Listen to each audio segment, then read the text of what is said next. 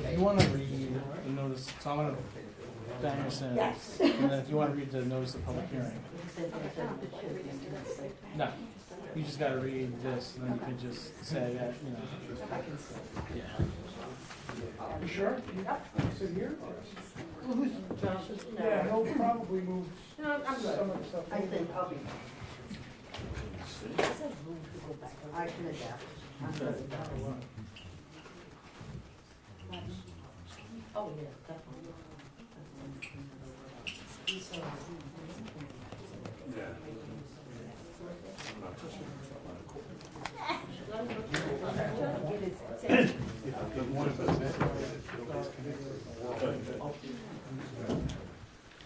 I don't know if you have a copy of this, but that's the resolution for restoring the home. I think that's like the only, and there's a change we're gonna have to make in the resolution on the hazard mitigation grant. There's an extra zero in there. So it looks like our match is $300,000 when it's only 31,000. So we'll just do that verbally. Okay. And here are the easements that are ready for your signature. Oh, okay. Great. All right, so I'm going to call the meeting to order. Can we all stand for the Pledge of Allegiance?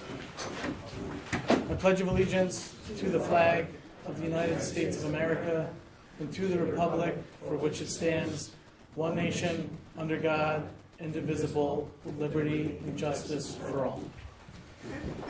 Okay.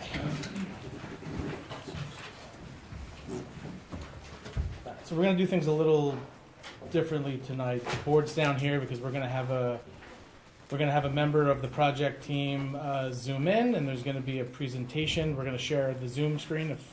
Hopefully that all works out. We'll talk about this a little bit. We'll get public comment, and then the board will discuss a little bit, and then we'll get on with the meeting. But if you, Jen, if you want to read the notice of public hearing. Please take notice that the Town Board of the Town of Cornwall will hold a public hearing on the 17th of January 2023 at 7 p.m. at Town Hall, 183 Main Street, Cornwall, New York, to receive oral and written comments from the public on the Town of Cornwall's application for funding under the Restore New York grant program. If awarded, the said funding will be used for alterations and additions to certain real property located at 317 Main Street, Cornwall, New York, to transform the currently vacant structure of the property from a former automobile sales and service station to a boutique hotel. In addition, the funding will be used to develop the real property located at 325 Main Street, Cornwall, New York, for parking facilities which may be leased to the town. The Town of Cornwall Planning Board is currently reviewing an application by Two Girls and One Boy Holdings LLC for an amended site plan and special permit for a hotel for 317 Main Street. As required under the Restore New York program, the property assessment list is published below.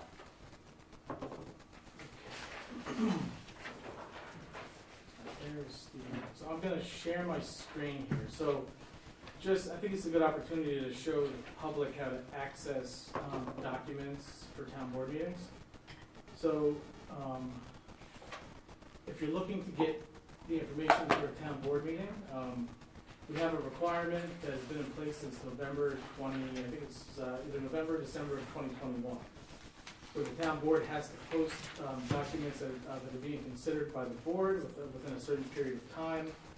Documents that are still being considered can be posted the day of, so in terms of accessing this, we always, Denise, who is my admin, special assistant, usually 24 to 48 hours, sometimes much further in advance, she will go onto this, which is the website. She'll go under here. And the public can do the same thing. So they click on the agenda, minutes, and you're going to come down here. And this is here all the time. We don't change it. We've been doing this since I took office. You go down here to click on the agenda, click on town board, and then you're going to come down here. And I know this is there's a lot of information to manage here, but you just follow the steps. then you click on the year, 2023. And as you can see, so prior to the weekend, we put out the initial package of information, which was all the stuff we had ready to go at the time. And then we were still working on the Restore New York application. We were still having stuff that was coming in as far as the pieces. So last night that got posted. And so this is the public hearing package. It's right here, labeled. And you can find this here before every meeting, all the time. It doesn't go anywhere. We've been doing this for a year. And so you click on this. So we're now going to share, this is the screen. We're going to pull this up. And so this is, let's see if I can move this here. I'm just going to hide Steve here for a little bit. Okay. So I'm going to go through the parts that the town has done, and then I'm going to, turn this over to the project team. But the letter of intent, this was submitted back in November. And this just preserved the town's right to submit this grant. It didn't bind the town to anything, it just allowed us to preserve our right to submit at a later date. And so this was submitted to Empire State Development, to our region. And at the, so this,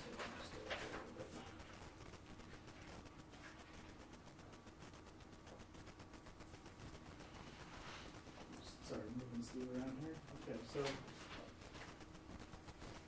so board members, you should have this in your package. All right, so here's the letter of intent. So basically, this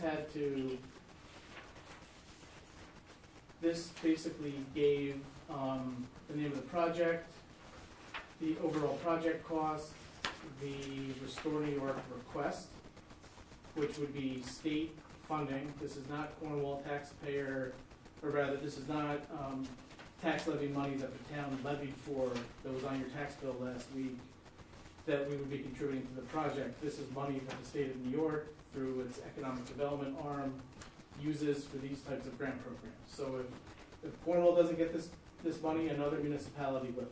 It's just, if you don't apply for things, you don't get them. It's got the name of the development company, a brief project description, and as you're aware, this is also before the planning board right now as well. And that's been, for at least a couple of months, been before the planning board. So that was the letter of intent. We've got the notice of public hearing. This, part of the requirement for the grant application, this had to be either published 3 consecutive days in a daily or 3 consecutive weeks in a weekly. This is actually in 2 different papers. So we met the meeting, the notice requirements by doing 3 consecutive days in the Time Travel Record, but we also put it in the local as well because Cornwall residents tend to read the local. So it should also be, I think it should have appeared in this week, or it will be appearing in this week's local again. But, so let me go down here. So that's the notice of public hearing, and that had to have, this is all the information that was in there. And it had to give the property assessment list and what type of the square footage, the use of the funds, the type of work. This was all in the public notice that was in the paper. So next, then we have this is an email coming back from Empire State Development. They basically notified us that our project is eligible for this initiative. So we had to submit the letter of intent, they reviewed it, they looked into it, and then we got an email back that we then followed up with a phone call. So our project is eligible for the town to apply for this funding, yes. So, and the application deadline is January 27th at 3 p.m. The grant gets submitted via the consolidated funding application, which is an online portal, but there's a bunch of other documents that have to be submitted that are, sign-offs, the town board resolution. I mean, we'll get into more of that as we go on here.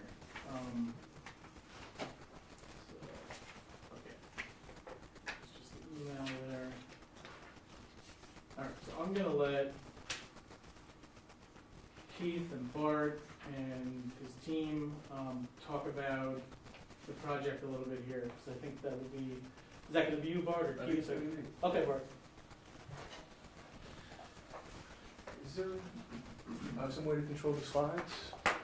Yeah, it's me, I got it. Okay, Yeah, fair enough. And where should I guess, public hearing facing the audience? yeah, it's, yeah. Okay, sorry. So, good evening, everybody. Thank you to the board for sending in the notice of intent back in November. We're here tonight to talk about the project as a prerequisite to the application, which is due January 27th. The Restore New York program was initiated in July. Governor Hochul announced $250 million of funding. They did a first round this fall and awarded $102 million to approximately 64 projects, and this is the second round. And the purpose of the program, of course, is to generate economic development in our older communities by repurposing vacant and derelict structures.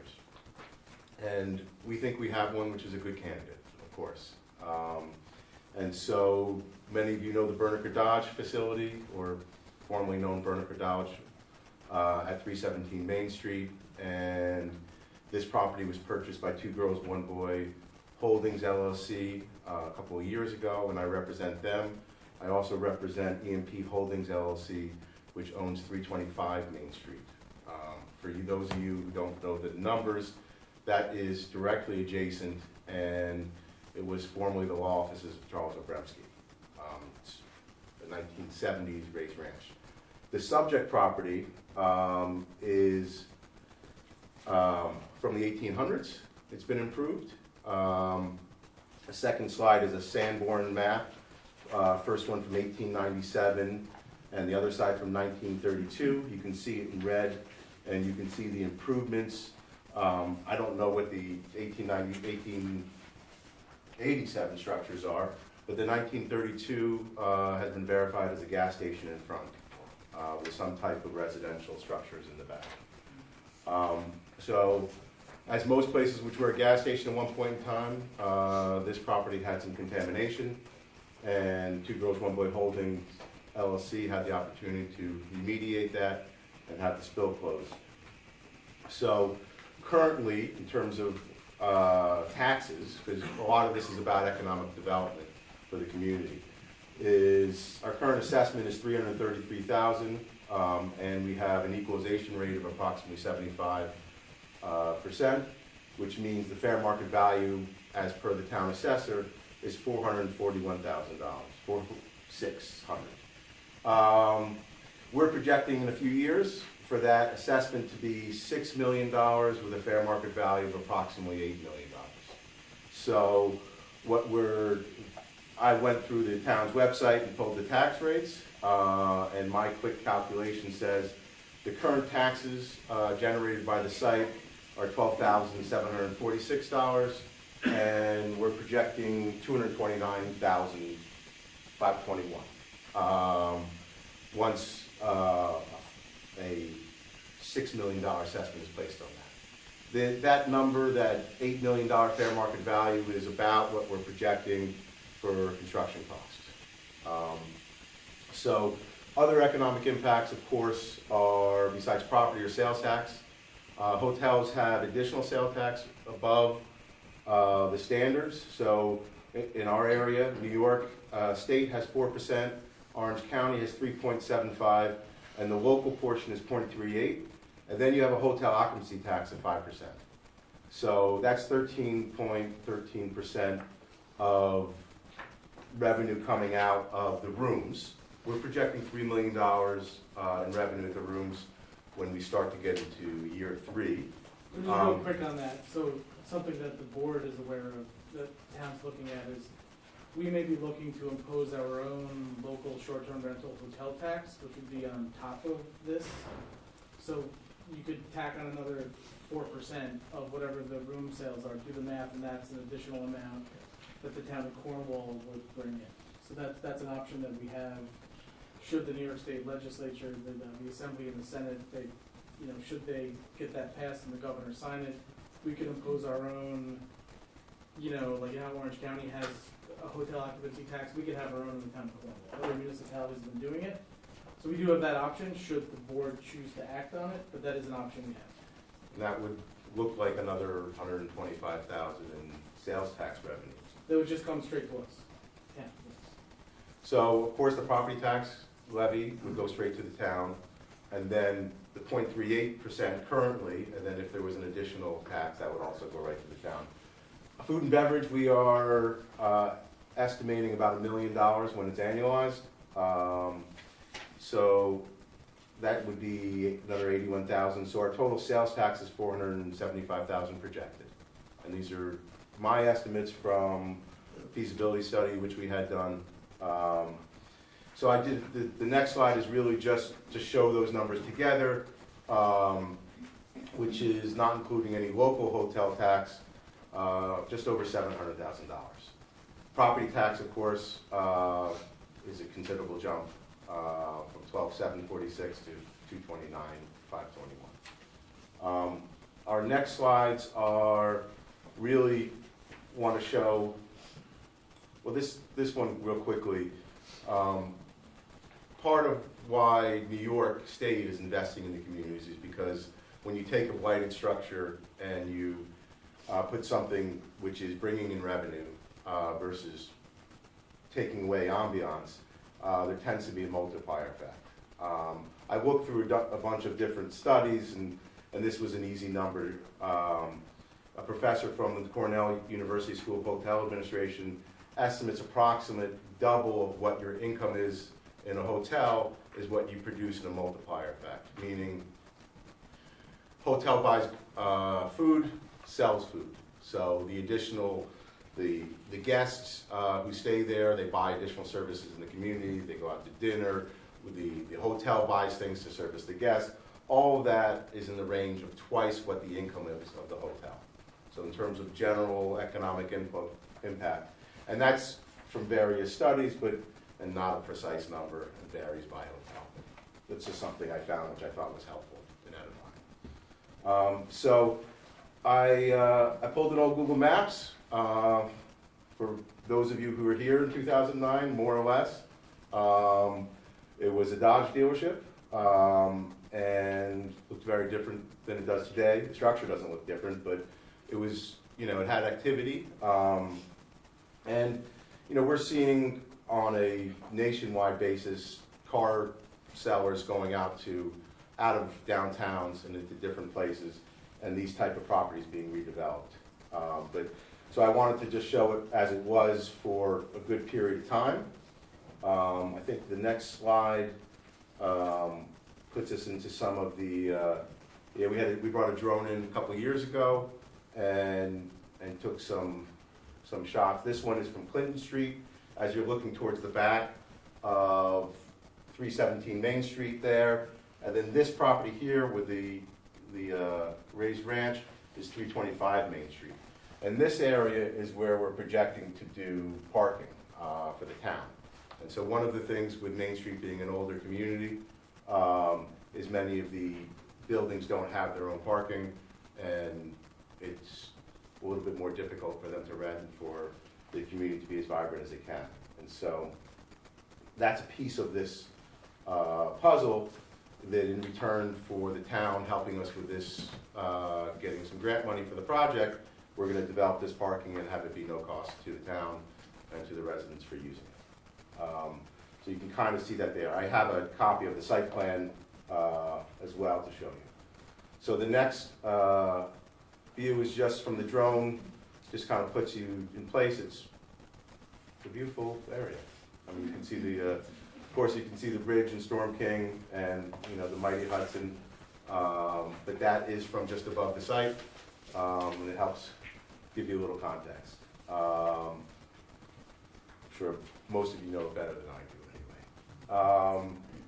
So directly across the street from the subject property, just to show you how kind of cheek and jowl the existing structures are, and why I think I think parking would be a benefit to the community. You really have a fair amount of places here which don't have parking to today's standards. The next one we have is just showing the front of the structure and the lay of the land. Just, this is a drive going through there, going out to that house, and the same one kind of over there. It just gives you an idea of the circulation patterns which have existed for a long time, which we hope will continue to exist with the hotel. So this is a copy of a plan showing parking on 325, and we're hoping to develop approximately 30 spaces as town parking as part of receiving this grant money. And so you can see the neighboring property fiddlesticks here, and you can see the hotel location over there, and then the proposed parking. The next one, of course, is an early site plan that was developed, which is, we're hoping to further address the planning board's concerns. But you can see that we're using the existing foundation in large part. We have in front a patio and sculpture garden facing the street, and we've done some landscaping and screening facing the back, and we've fit about as much parking as you can on this lot to service the hotel. I think the next slide we have coming up is the inside of the structure in 2020, just to kind of give you an idea what it looks like today. There's a little bit more rain in there today. And this is after we completed our environmental remediation, and pretty much as it stands today with hope to be redeveloped. And then the last slide I have is a rendering, which is still a work in progress, of a proposed hotel on the location, showing it in context with the neighboring structures which have been simulated in place. So really the purpose of tonight is for the board to hear the comments of the public, and hopefully give me an opportunity to address those, so that they can then have the opportunity to vote on whether or not this is an application they want to pursue. So. Yeah, so I think we also have Steve Densmore here as part of the project team. He can probably answer questions about the submission process and maybe about Restore New York. Project team's here, the town board is here, obviously, to answer questions about this as it relates to the town. We also happen to have our planning board attorney here tonight as well, so I guess that was good timing. Maybe or maybe not. Always a pleasure. So I guess let's open this up to the public. If there's any, yes, Nancy. Nancy Bryan. First, I was quite bothered with the fact that the documents for this public hearing were not available well in advance. For something of this magnitude, these documents should have been available to the public a good week ago, okay? And it was not. I shouldn't have to dig around to find information, and then all of a sudden there's a multi-page document with renderings and charts. It's lovely, thank you. It needed to be available to all of us easily, well in advance of tonight. The 3, 4, 5 stories, I am adamant that this does not fit in with Cornwall and with Main Street. I think redeveloping this property is lovely. There is nothing in this town that's over 3 stories.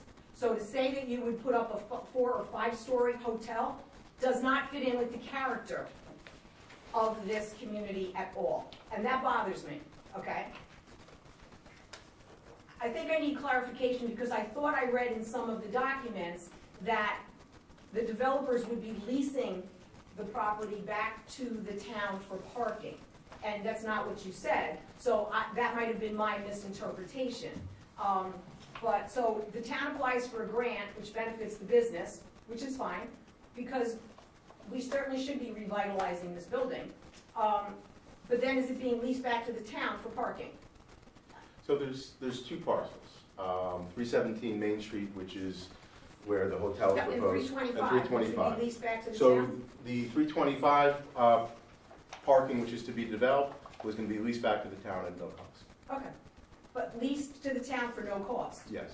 Okay, so not like $1 and, you know, Well, whatever, I mean, I know you have to have sometimes $1 or whatever legally. attorneys sometimes Okay, put a yes. dollar as consideration. Okay, the other thing that I wanna make you aware of, okay, and the board knows where I sit lots of times with businesses on Main Street. Parking at 325 Main Street will not benefit all of Main Street. And it certainly is not gonna benefit the businesses from middle of Main Street down to Willow Avenue. It's not gonna benefit them at all. And it would probably be good if your group or the board solicited opinions and surveyed the actual business owners that are in that area down there. Because I can tell you for a fact, the opinion is it will not benefit them, okay?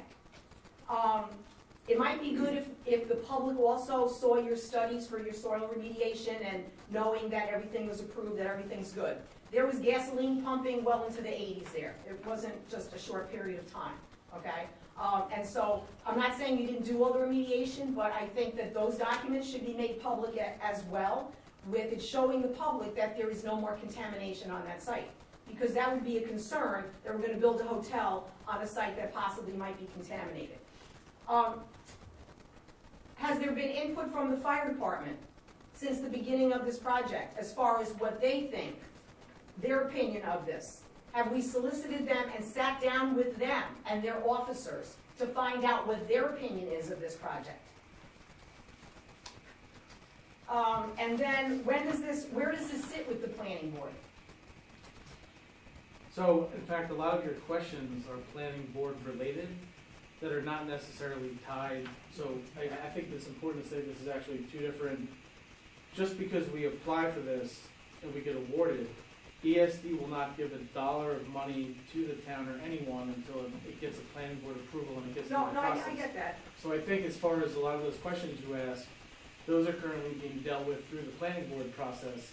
They're better equipped to handle, we have an engineer, we have a planner, we have a planning board attorney, we have traffic consultants, and that's where a lot of that is gonna take place. I mean, I would sort of put that to Dominic, I mean, if that's right, I mean, that's where a lot of those concerns are gonna be, like the planning board will take some of those out. Yeah, the application has been made to the planning board. There's been 2 appearances before the planning board. The planning board meetings are open to the public. Yep. There will certainly come a point where there will be a public hearing before the planning board, where the planning board will welcome comments from the public. Of course, you can submit any written comments that you want at this point to the planning board, and they will take them into consideration as well. I would encourage you to address these comments directly to the planning board that relate to the nature and scope of the overall development. The supervisor's correct. This particular public hearing is in connection with applying for a potential grant, which may or may not be awarded, which would help offset the costs of redevelopment of the site. It's not in connection with the amount of parking on the site or whether or not the building should be a certain height or. That all falls with you guys, yeah. That's correct. Those are all, to some extent, allowed uses within the zone, but that's something that the planning board's currently reviewing. Okay, thank you. Of course. And I would say, I would have much preferred to have everything available earlier. We're just working with the time constraints of the application, and this has been an iterative process, so I apologize for having materials just available just before the meeting. When do you involve the fire department in all of this? We are trying to meet with him actually this week. We've been trying to get that arranged for a while. Should have been from the beginning, because this is quite a massive endeavor, so it would have been nice if there was a little bit more communication on that end also. Thank you. Yes. Hi, Josh. Dick Randazzo. I do have a number of questions and concerns that I do want to express. Let me start out by saying that it is a piece of property, and the town would love to see some development on it, but it has to be the right kind of development. Initially, it looks like taking 10 pounds of sugar and trying to get into a 5-pound bag, to be honest with you. I've attended the planning board meeting. It's an aggressive plan. I think initially they proposed 52 hotel rooms, and think you made the comment at the last planning board meeting that you found out that the chains are not interested in anything less than 60 hotel rooms, which indicates that this could possibly be sold or operated by a chain. I think the concern that I have is the town board rushing on behalf of the town for applying for a $2 million grant. I think the town board is here to help businesses, but I don't think this plan is right for any application going in to the state. It seemed to be rushed. I mean, it's probably only 4 or 5 or 6 weeks ago that this thing was even presented for the Restore New York funding. A couple of concerns I have is the parking space site on the main building there, was that 320, 317? 317. 317 indicates, I think, 52 parking spaces. The neighboring parcel, where you're saying you're gonna create a municipal parking lot, has 36 parking spaces, and then you're gonna lease it to the town, and I think I just heard you say you're not gonna charge the town for leasing the property, is that correct? That is correct. Okay. Here's what I look at this being sort of a shell game.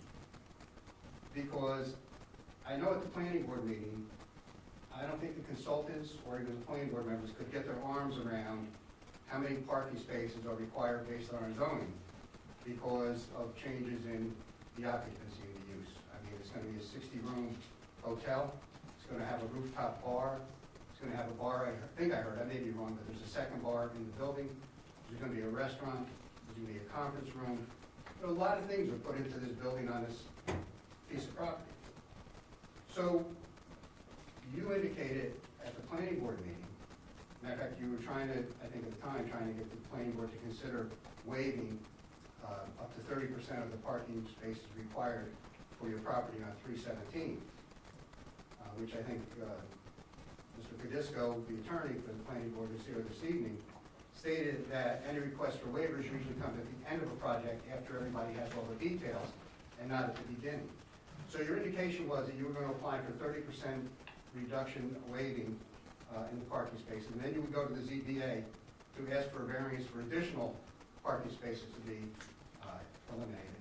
And there was some discussion that you could possibly go to the zoning board and ask for all your zoning. So my question is, first of all, I'm not sure that 53 spaces is sufficient for the occupancy and use that's proposed on 317 for the 5-story hotel with all the uses that are in there.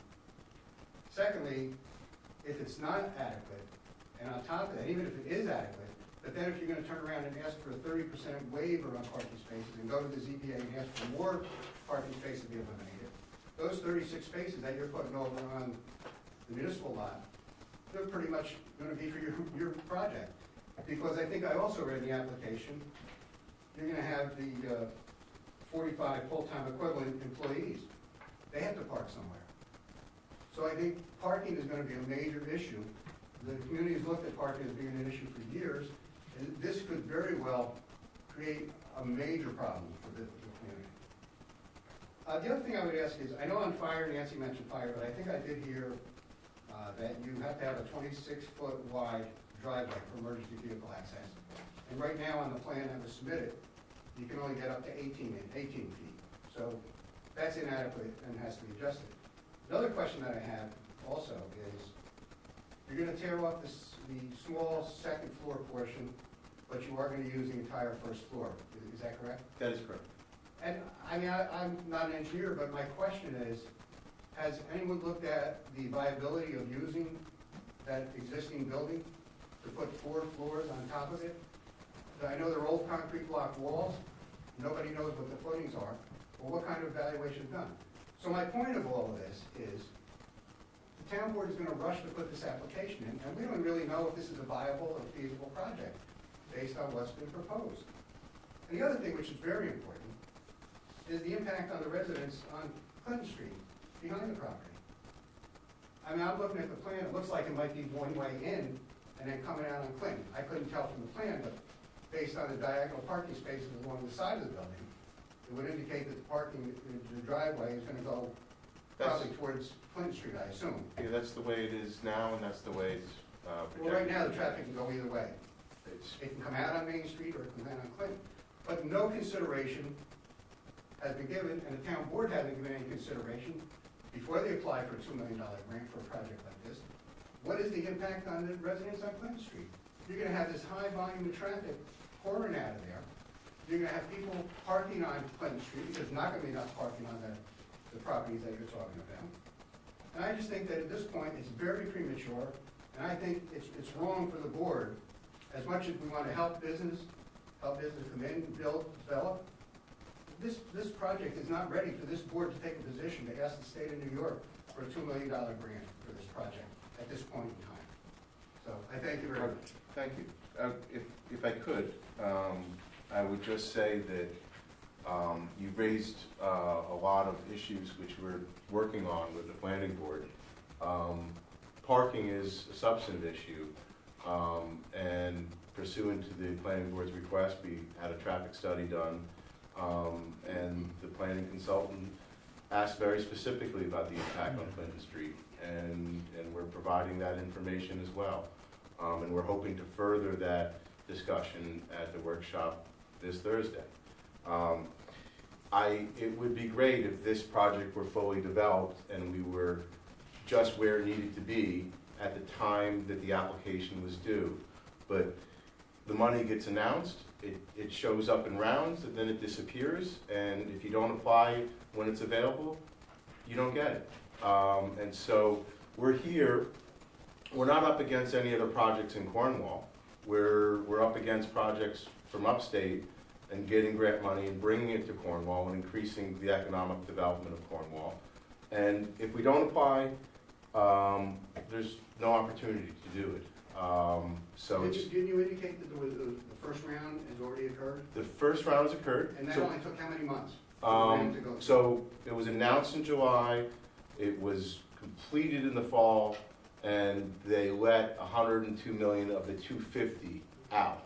So this second round may be the last of it, or there might be a third round, I don't know, depending on the applications they receive. So I'm gonna address a piece of this. So this program, Restore New York, was not open for, maybe Steve can correct me on this, for a number of years. It may have been, I don't know how long it's been, but Restore New York was not available for a number of years. It just appeared this past year. It was, it was in the budget. We don't know if this is the last round for a number of years. So if we miss this opportunity, and this does not lock us into planning board approval on this project. It doesn't lock us into doing this project. It just, it preserves the ability for the town to apply for money for this project. We could be awarded this, and the town board could decide at a later date that it doesn't want to pursue this anymore, because we would then, I believe, have to vote to accept the money. So because what if this goes away and they don't reopen this for another 5 to 10 years? Well, then this is lost as a tool to, for this project. So there really is no risk for the town to applying for this, because one, we don't have to accept the money if it is awarded.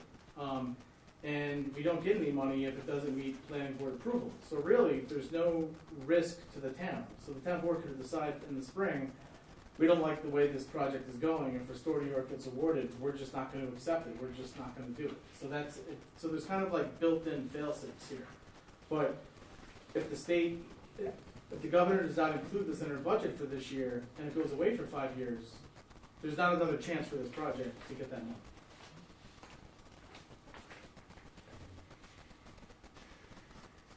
Yeah, Josh, if I could, that was well said. This was an extremely popular downtown revitalization tool about several years ago, and it disappeared from the state budget, and for about 7 years. And Governor Hochul has reinstituted it this year and offered 2 rounds. It was funded with a total of $250 million. The first round, as you previously stated, I think the application deadline was actually in October. It was announced in July, and the awards were announced in December. Over $100 million were awarded. 2 of the projects we handled in Peekskill and Poughkeepsie were awarded funds, and the second round is again, lot of time on these rounds. They announced the second round, I think about a month and a half ago. We didn't have a lot of time to pull this together, but you were correct in saying that there's no guarantees that this funding program will be in existence in the next budget. So it is one of those opportunities where, you know, it's a unique funding program from all that I work with to help revitalize downtown buildings that have been vacant for a long time, especially ones that have gone through remediation. Those projects can be extremely expensive to develop, and I think that's the purpose of this grant program. It provides those extra dollars necessary to incentivize the project and make it worth doing for the developer who is ultimately taking the most risk. So there you go. We don't have a lot of time to get this in, and you are right, you are not obligated to accept the award, and it is contingent upon it, of course, passing through SECRA and final site plan review. Are there any other questions from members of the public? Yes. Yeah, sure. My name's Justin Rose. I'm a relatively new resident here. I hadn't planned on asking anything, but this is all news to me, so I'm glad I came. And apologies if I'm ignorant to kind of the line of how this works, but you had mentioned that I think it's called Two Boys, One Girl LLCs. They're the ones building it. Is that correct?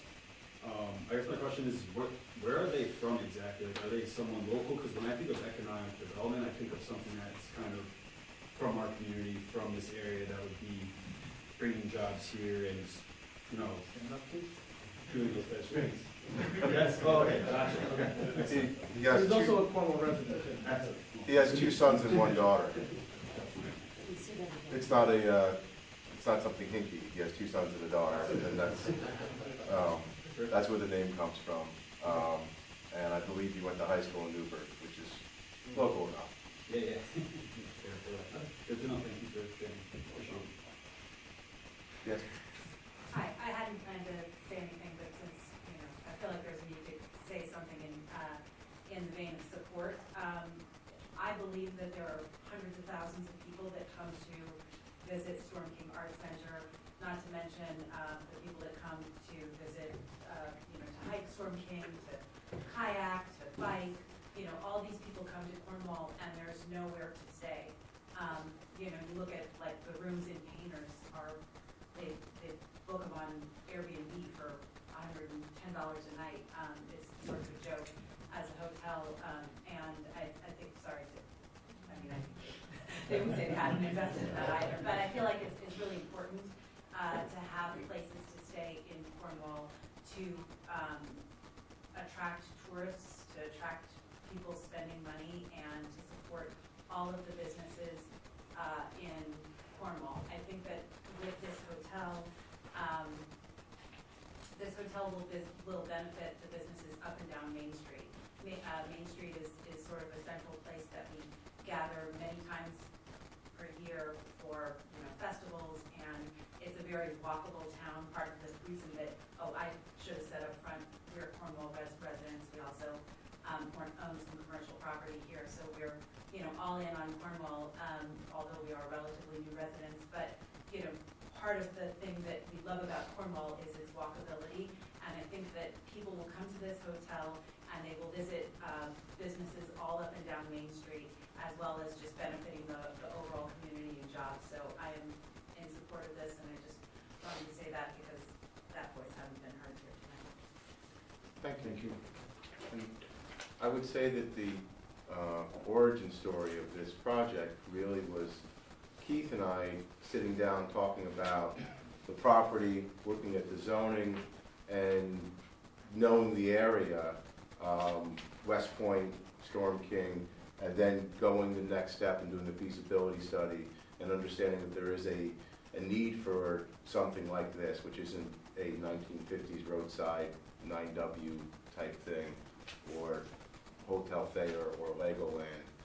That there is nothing quite like this in the area. So the idea was to fill a need, and we think it would be a great addition. And thank you. Yes.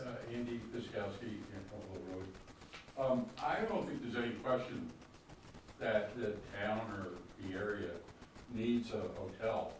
I think, once again, we get back to, can the services and the geography support it?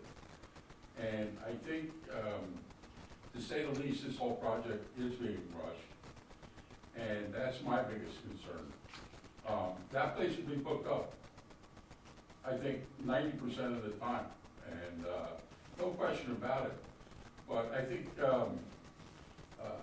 it's just going to create chaos the way it looks right now, the way you're explaining it. And do we have a traffic report yet, or is that done? Can We have a can we traffic, read that? we have a traffic report, which I've submitted to the consultants, which we're reviewing at the Okay, well, workshop, which will be It's available. not done yet, right? We haven't, it'll be available at the next planning board. It's not done yet, right? No one's laid their eyes on it No, from the planning board or the town. it was forwarded to the consultants already. The town's planning board consultants. Yeah. So has the town seen it yet? Okay. So, like I said, I'm all for a nice hotel going in town. If I still employed people in Orange County, and I did employ a lot of people here at one time, my biggest concern is, I hate it when people say jobs. Our workforce is stressed out here. If you're gonna employ people, I would say you're probably gonna wind up poaching them from local businesses. And, that's my experiences through the years for over 35 years employing people in this county, the last 10 years. There's people that have a lot of skin in the game here. Canterbury, Leo's, a bunch of restaurants. And their biggest problem right now is finding help. So, once again, I'm not against progress, but it's gotta be the right formula. And I do think, if anyone's saying the board, it's no cost to the town, I think you've been spinning your wheels pretty hard here, try to push this whole project forward. And it's gotta be right, that's all it comes down to. I'm not against it, but it's gotta be right. Maybe it's my age, driving down Main Street now, with the way cars are parked. Boy, I've driven every type of commercial vehicle, and it's a challenge now. The parking, are you interested in widening Main Street at all? That's that's too big of an endeavor, I would say. Okay, well, but the whole issue is, you bring in more traffic, is there a need to do it? Well, the theory is, having a Main Street hotel, is that once they come, people are gonna park their car and they'll walk around, because they are downtown. That's great, I'm not against that, but are the streets wide enough for those people who walk around without getting hit? Theory versus reality, that's what I think we ought to examine here, and we ought to examine it in a timely fashion, because we don't want to lose an opportunity, but we want to examine it with our heads screwed into our shoulders the right way, and our brain functioning the right way. Not out of urgency, because we're afraid that we're going to lose money. I think, there's got to be a better thought process put into this. That's my 2 cents. Thank you. And I would just say that the town's consultants for the planning board are very thorough. And so it'll be fully vetted by the time we're done, and before any money is let. So. Yeah, I mean, not a dollar of state money will go towards this project unless the planning board approves it. So, I mean, as far as, and this is, I have to say, quite common across the state in economic development, when you have a program that opens up, oftentimes municipalities, they will work to apply for funds for projects, knowing that if the project never happens, or the community doesn't approve it, those funds never go towards the project and never gets awarded. But this is just how the process plays out. So, yes, I do believe there is nothing that the town is losing here by applying for something that if the project doesn't proceed, the town doesn't get any money. We're just preserving access to a pot of money that may go away for 7 years. name's Jackson. I love the direction of this project. I think this is the kind of stuff we want to see come into town. I think almost all of the concerns I've heard raised are valid. Driving down Main Street, I'm teaching my daughter how to drive right now. We are avoiding Main Street until she's 18, and that's just family rule. This looks great in a lot of ways. I agree, maybe it's a little bigger than we would want in town, but, you gotta give and you gotta take. I would like to hear if there are, mitigation strategies that I would really think would benefit sort of a larger area. And one of the things I would think about there would be, I think about Beacon has a free bus service. Now, we're gonna have new tax revenues coming in. We're gonna have money that this is gonna generate. Some sort of service that would help get the people from Main Street down to the village, over to the hiking trails, over to some of the other municipal stuff, maybe even, into some of the other areas. During rush hours, during peak times when we see people running, also helping to expand the viability of the rest of the community. I think something like that would go a long way to having people come, park, stay, but then be able to be pedestrian and use, public services to get around. And I think that would really improve the quality of the community. I love the pedestrian nature of our town. It's wonderful. I think, we all really like that. And, then is there any way we could take out just parking on one side of Main Street? Maybe if we get what if we get a 2-level parking structure? Anyway, too much to ask. But the bus service, I think, is something we really should consider. I know we do it for the seniors. I'd love to see something like that expanded to the larger community, for my kids and stuff, so I don't have to let them drive. Thank you. Thank you. And so, look, as part of the planning board process and the traffic study and whatnot, some of the stuff's gonna come out through this process about how do we make it, Main Street better to accommodate this. I'm sure this is all gonna come out as part of the discussion. The other thing I would add is that if you go down past Tamara Lane, count the number of empty parking spots that are considered Main Street parking spots that go, there's like 30 there. Sure. They're never full. They're always empty. People always say there's nowhere to park on Main Street. It's really about, in some cases, the parking situation on Main Street is about parking behavior. And, there's different groups of folks on Main Street that use parking in different ways. And so you can't look at it as a one-size-fits-all parking approach, but, this will come out when the town starts going through a parking study that's in a draft form right now. There are, again, 30 spots that are from Tamara Lane that go all the way down that are always vacant, no one ever parks there. Those are certainly spots that I've always thought should be considered as part of the calculation for, employees or business owners or whatever. So that's just something I would add.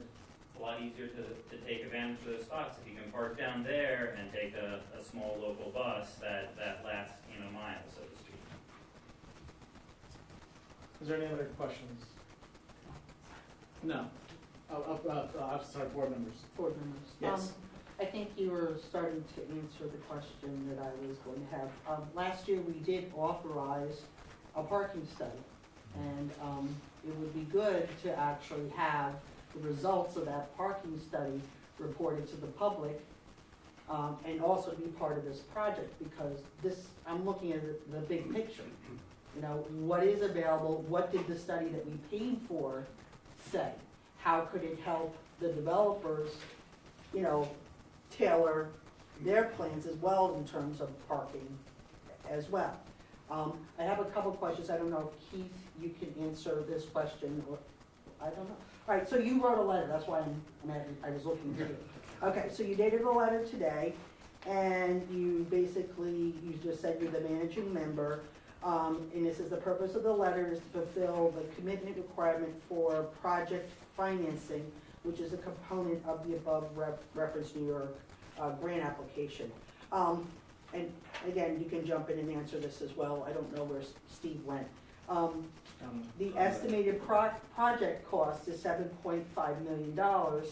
And then, you want to apply for the $2 million for the the Restore New York request. Do you have to verify that you have the finances to make up the difference? So, I'm just trying to Yeah, no, understand. to be You fair, follow I what I'm wrote saying? that letter. Oh, you wrote it, okay. And it's Keith's signature I saw on your it. name, so I was. And I wrote that letter in the form of what's required for the application process. Insofar as there's grant monies which are awarded, they want a commitment from the person who's developing the project that they will put in their matching money. And so that letter is. They have to verify they have that money. No, but that letter is attesting that we have the financial wherewithal to put in that matching money. And Okay, so okay. and that's what they require for the application. Yeah, because, how do we- Nobody, how do- but how do we nobody, know- how do nobody we- calls up and demands your bank account. Well, but when there you is a- apply for a mortgage or you do But- if you're doing a business, yes, but- you do. But there is a piece of property there without any mortgage on it. And what we're talking about, We're talking $5.5 million. no, but we're talking about matching money for Okay. the grant, and it's 10% of the grant amount. Okay, So 10. we are verifying that we have $200,000 available. All And I right, can tell you that there is a piece of property which is an acre large on Main Street, which the assessor has at more than $200,000 without a mortgage on it. okay, So I'm very comfortable with that attestation. okay. So I have a second, or third question, but we can, Sure. Josh, you can answer my second question. If you go to the page where it says 317 and 325 Main Street, you have the property assessments and property tax. And I see, yes, you have the 2022 assessment, and then it skips to 2025. Yep. What's going on in between there? Well, some type of ramp up. When you do, What do you mean a ramp up? when you build a property, Yeah. you tend to get partial assessments, right? So in the construction process and before it's fully utilized, I wanted to take a number after we were completely built, after the place was operating, so we had a stable number. So I chose 2025 and put down a $6 million assessment and with a close to an $8 million fair market value. Because that's what our studies are saying, that the place will be worth in terms of real estate at that point in time. And so, but in between 2022, when we start making improvements, the assessor during the tentative assessment roll, which will be in March, Right. they'll come out, if we have done improvements by the valuation date, which is probably in July, Right. she'll come and see what improvements are there, and then she'll raise the assessment as we're going along. That's typical for Right. construction projects. So, but there is always a lesser value when it's incomplete, because it's not, they put some value on the CO. Okay, so we could actually see a decrease from 20, No, you won't see a You won't, decrease okay. from 2022, because this is mostly land value. okay, You're gonna see this go to, as the improvements go in. So it'll, I would imagine 2024, if everything goes as planned, you would have a fairly sizable assessment.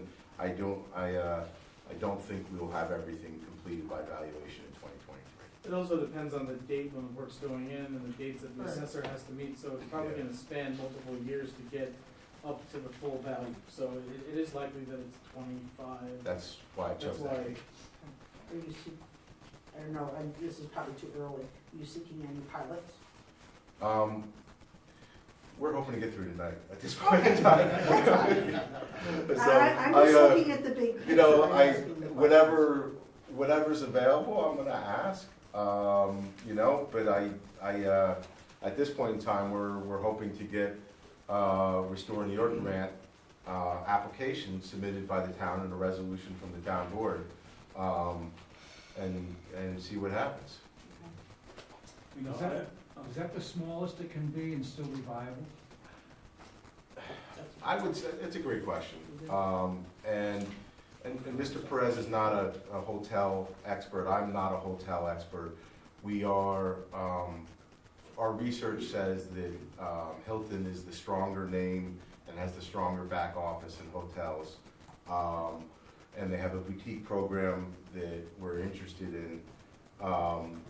Some of the research we've done has suggested that there's 60 rooms is a magic number We started off at 52. This is still something that we're gonna review with the planning board. It may shrink back, I don't know. We're still in negotiations with Hilton and quite possibly Marriott, but the idea was to build a boutique hotel with some type of brand, not to sell it or have it be operated by Hilton, but have it be part of their program, so we have the facility for the online bookings and the credits and rewards and what have you, that make the occupancy rates work. And so that's generally where the direction we're going. You know, I heard some great comments from the public in reference to safety, engineering, and stuff like that. I have not seen an engineering study myself personally about the foundation of that building, and also the removal of any contaminated waste that may, I noticed a report of that. So is that available? I haven't seen it myself. And also, when we met the very first time I met you a couple months ago, I talked about fire safety, because that's my career, career, and that's near dear to my heart, fire safety. And I'm surprised that the fire department was not involved in this conversation from the beginning, because bringing apparatus in there from front and back, when you line of the building, bringing the entrance in place, and hooking up the FTCs and so on, in case of emergency, there needs to be space. So if that's, if there's a required space, is that going to take up the parking, that may reduce the parking per room, our code? You're 100% right that we should have had the conversation with the fire department earlier. Unfortunately, we just, there was one person we reached out to who had the blessing of a child. We're reaching out to somebody else, and we were hoping to have it coordinated this week, but it should have been done earlier. And your other questions were engineering. We did dig up a footing. We did do some structural probing to understand what we have there. Generally speaking, full architectural and engineering plans come after we have site plan, or are farther down the road and are comfortable that we're getting site plan. And so there's a question of a project of this magnitude.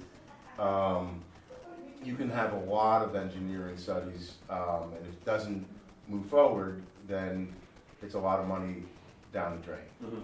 And so at this point in time, we've done the structural probing, which makes us comfortable with what we have, with our plan, with our design.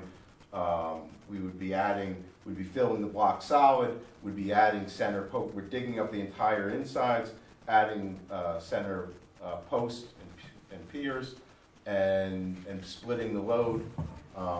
And so we have ideas of which direction we want to go. We don't have final engineering, but we would have that before the shovel goes in the ground. Again, is there enough, again, my question, we go back to the fire park and stuff, because the apparatus and the fire apparatus stuff, is there enough real estate to still sustain what's going to be required by FD and also still have the appropriate parking? Our parking, it's a great question. Our parking study, our traffic report, shows that we are appropriate with parking except on Saturday nights, with our current layout. So it shows an overflow on Saturday nights. One way to look at that is Cornwall isn't that packed on Saturday nights, and there could be some overflow parking. But that's about where our traffic report is. We're hoping to review further with the consultants on Thursday. And yes, as you well know, as you get taller in structures, they want more room for a fire lane, and that can have impacts on the parking as well. That's something we need to review with the fire department, and quite possibly look for some type of variance from the state, depending on but not without the support of the fire department. So that's the New York State Fire Code. there's certainly a New York State Fire Code. Right, you can't just get a variance. There is a variance application for New York State Building Code, New York State Fire Code.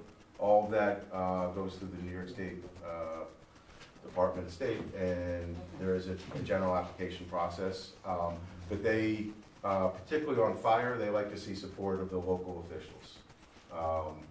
On building, it tends to do more with, your specific structure and how it came to be.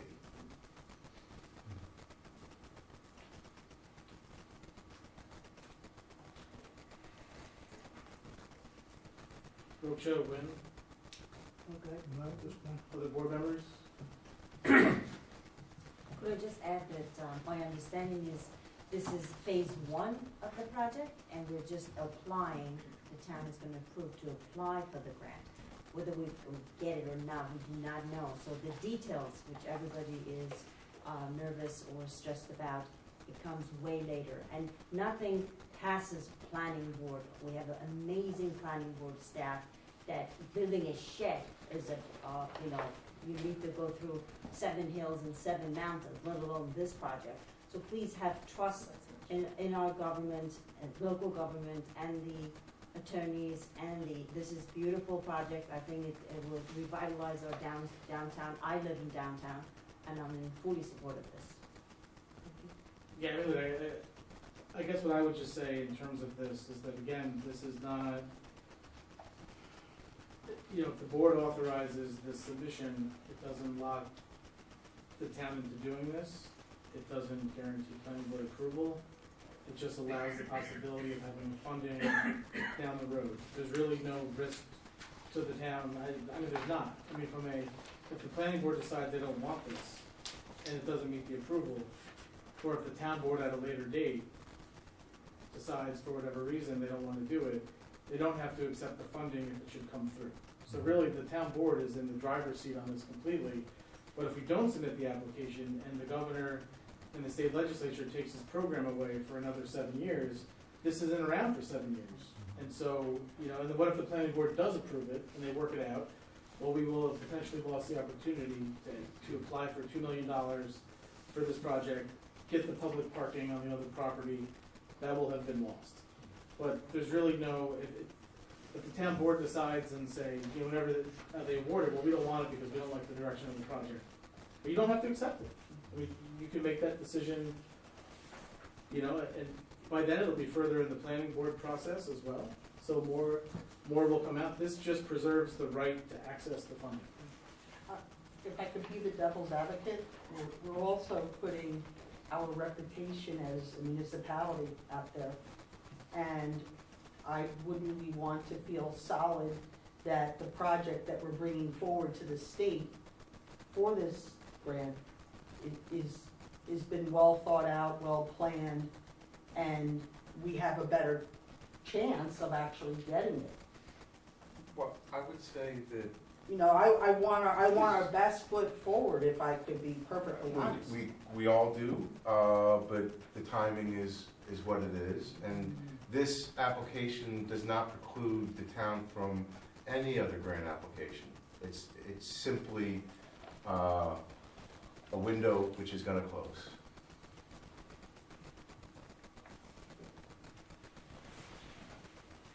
So, you know what, and oftentimes with projects like this, I mean, you submit, multiple times, or look, we know, there's a scoring rubric for this, the state's gonna look at it, they're gonna consider it, they get applications like this all the time, and if they decide, but, I assure you that Empire State Development is not gonna come back to the town and be like, oh my God, they submitted this project. I mean, they review these projects all the time, varying degrees of, But we also want we were also, as a municipality, we want to show that we're also being professional about it, and we're not just taking any project. We want to bring, again, I keep going back to our best project forward, because we do, ultimately, yes, for you it's great, but also economically and, right, for us, we want it to be successful too. Economically. And aesthetically, and our community as well, because we do have a lot of people living right around that. But economically, it's hard to think of another downtown project which would have this magnitude of economic benefit for the town. I mean, we're going from $12,000 in property taxes, 0 sales tax, to $700-something thousand a year, plus additional things. So it's, Now, of course, aesthetics are a separate concern, and a lot of the planning board concerns are already out there, and we have to work through them, like any other applicant. And the businesses that have been there, you know, around you, you know, I'm also concerned for them. And, you know, you brought up a great point about, you know, taking employees away, but I don't wanna run any of these others out of business. I would hope that way to enhance and help them. But- It used to, the economic development used to be all about jobs. I didn't mention jobs once in my presentation because. No, but I'm also it's- thinking the businesses around Yeah. their success, because they've been struggling. We all are struggling, Right, I trying to get find it. help. Listen. Yeah, I mean, look, so I mean, you know, just in broader terms, finding employees for jobs in New York State is across the board an issue, but it doesn't mean that we should not do any more economic development for fear of we can't find employees. The answer is we should train employees, we should have workforce development programs, and we should work to find them. It's not that we just stop all economic development because we can't find employees. I mean, that's just a problem that has emerged since the pandemic across the state. But, I mean, the county has not stopped, you know, developing projects. Newburgh is not, Middletown is not. Businesses work on the solutions, and you know, you have the Department of Labor, there's different partnerships. If we go to build this, they will work, I'm sure, with the Department of Labor to help staff this with, you know, BOCES, with, you know, Sullivan Community College, who has a culinary program, with the CIA. They will work to staff this with people from outside of the area to come and staff it. As I'm just saying, it's not, these are all, that's not an insurmountable reason to not do this, is staff. Again, I'm looking out for the businesses that are here and how, you know, the impact it has on them. Josh, can I Yeah. just, Yeah. is that okay? So I'm not against the grant, I think it's good. I would support the town applying for the grant. I don't know if you're at liberty to even say this, but let's say the town doesn't get the grant. You guys own the property, right? So now what happens there? Nothing, it stays vacant again?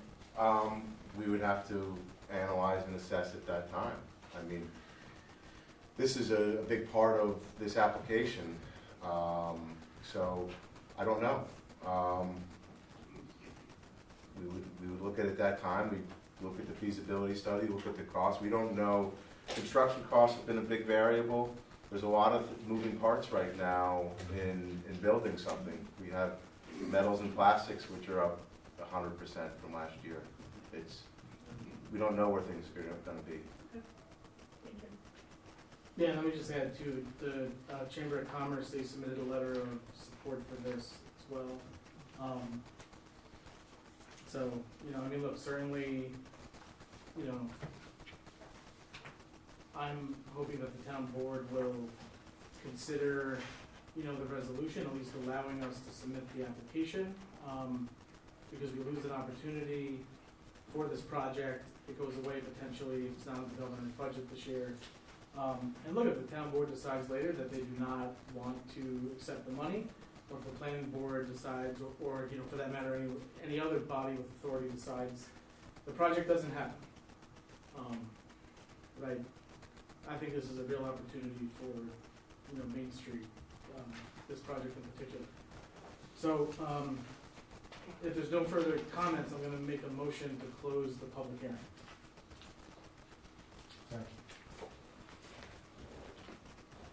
Ms. Scott? Yes. Mr. McGinnis? Yes. Mr. McCarty? Yes. Ms. Michael Rossi? Yes. Mr. Wojciechowski? Yes.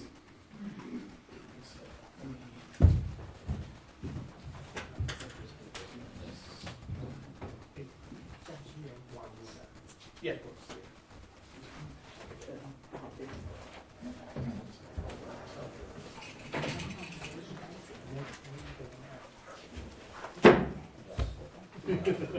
I'm like the tech person too here.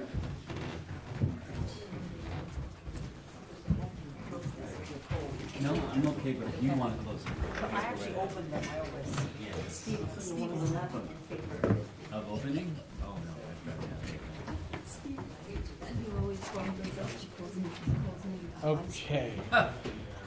So, Always a charm. all right, we're back All right, so next up we have the approval of minutes for the December 13th, 2022 work session and special meeting and the December 20th, 2022 regular meeting. Can I get a motion to approve the minutes? So moved.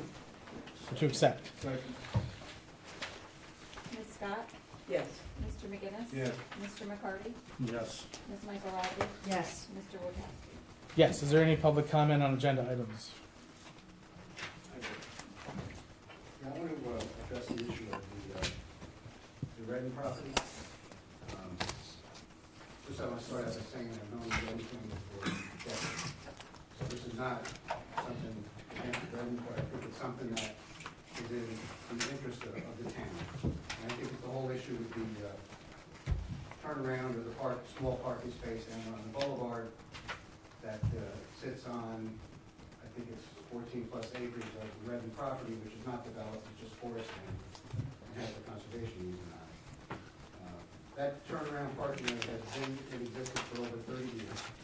It was used by first put in at the request of the school district, because they had a bus route that had to make that sharp turn off of Hasbrook onto the boulevard, and they needed a little more room, so that's why it was put in there. And over the years, 1, 2, 3 cars at the most have parked there to be able to walk on the boulevard, just to enjoy the area. The question has come up, Mrs. Redden had written 2 letters to the town board, and it was in November of 2021 that the town board adopted a resolution to be able to respond to Mrs. Redden's letter. She basically wanted the town to excavate out all the material that was there and to eliminate the parking space. Our attorney at the time advised the town board that we had a prescriptive easement over the property because it had been used more than 10 years for public purposes. So one thing I want to emphasize first is that in the resolution, it doesn't say that we are now, in November of 2021, creating a prospective easement. What it says is that the board respectfully declines the aforesaid request from Jeanette Redden on the grounds that even if the parking improvement was constructed outside the right-of-way for the boulevard, the board has acquired a prescriptive easement. So that easement has existed for years. The letter, I saw the letter from the land trust who took a conservation easement in 2016 on the property. So clearly, the prescriptive easement that the town had for public use of the property preceded the conservation easement by decades. The property was used for. The land trust says in the letter, assuming the town acquired prescriptive rights to use the turnaround area, such rights do not encompass a right to expand the previous use of that area. In an earlier paragraph, the land trust says the town has changed the location because it expanded the area from being 54 feet long, when the conservation easement was granted in 2016, to now being 120 feet long, more than doubles the size of the turnaround, and widen the area by 5 feet. Well, I mean, I can tell you, I'm very well aware of the area, that there's no way that turnaround was increased from whatever was 54 feet to 120 feet. So my question would be, before the board takes any action, to give up the public's right to park a couple of cars there and walk on the boulevard, enjoy the scenery.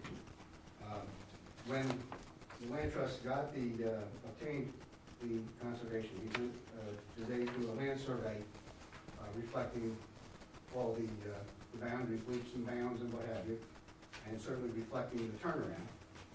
And secondly, in 2022, they do another survey that would show that the town, in the 6 years since the conservation easement was placed from 2016 to 2022, that in fact the town did expand it by 120 feet, because that just didn't happen. So really, I think, and part of the resolution the board is looking at to consider, I mean, this is just a little plot of land out of 14 acres, 1,000 square feet, 1,200 square feet, whatever it is, for a couple of people to park their car there and walk on Main Street. This resolution includes the town having to excavate material out, put in beautiful hardwood trees and shrubs, topsoil and grass. I mean, it's pretty excessive for the taxpayer to have to do that, because we shouldn't be giving up the public's right to park their car there. So what I say is really, what's the harm? What's the harm in leaving it the way that it is? Could it be cleaned up a little more? It could be cleaned up a little more, there's no question. But no one lives on the property. I don't think it's even within sight of the Redmond residence, which is further up on Deer Hill Road. Certainly, the Redmonds benefited by giving the conservation easement. I think they had their assessment lowered by almost $250,000. I could be wrong, but I think it was 360-some thousand, dropped down to 120-some thousand. So they benefited financially from putting the conservation easement on it. My point is real simple. Why not let the public park their car on that tiny parcel that they've been doing for more than 30 years? And before this town board gives in to those who are more fortunate than the average person, take a look at the real issues here and stand up for the general public that for over 30 years has been able to park their car on the boulevard and take a walk. Thank you. Okay, thank you. Is there anybody else? No? Okay. So, all right, so next up, I do have the resolution which would allow the town to submit the Restore New York application. I'll certainly,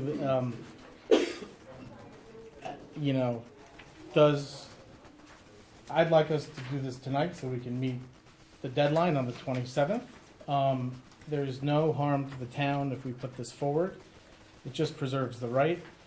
The town board at a later date has the ability, if they don't like the project, to not accept the funds, or if it fails to meet planning board approval, then it goes away as well.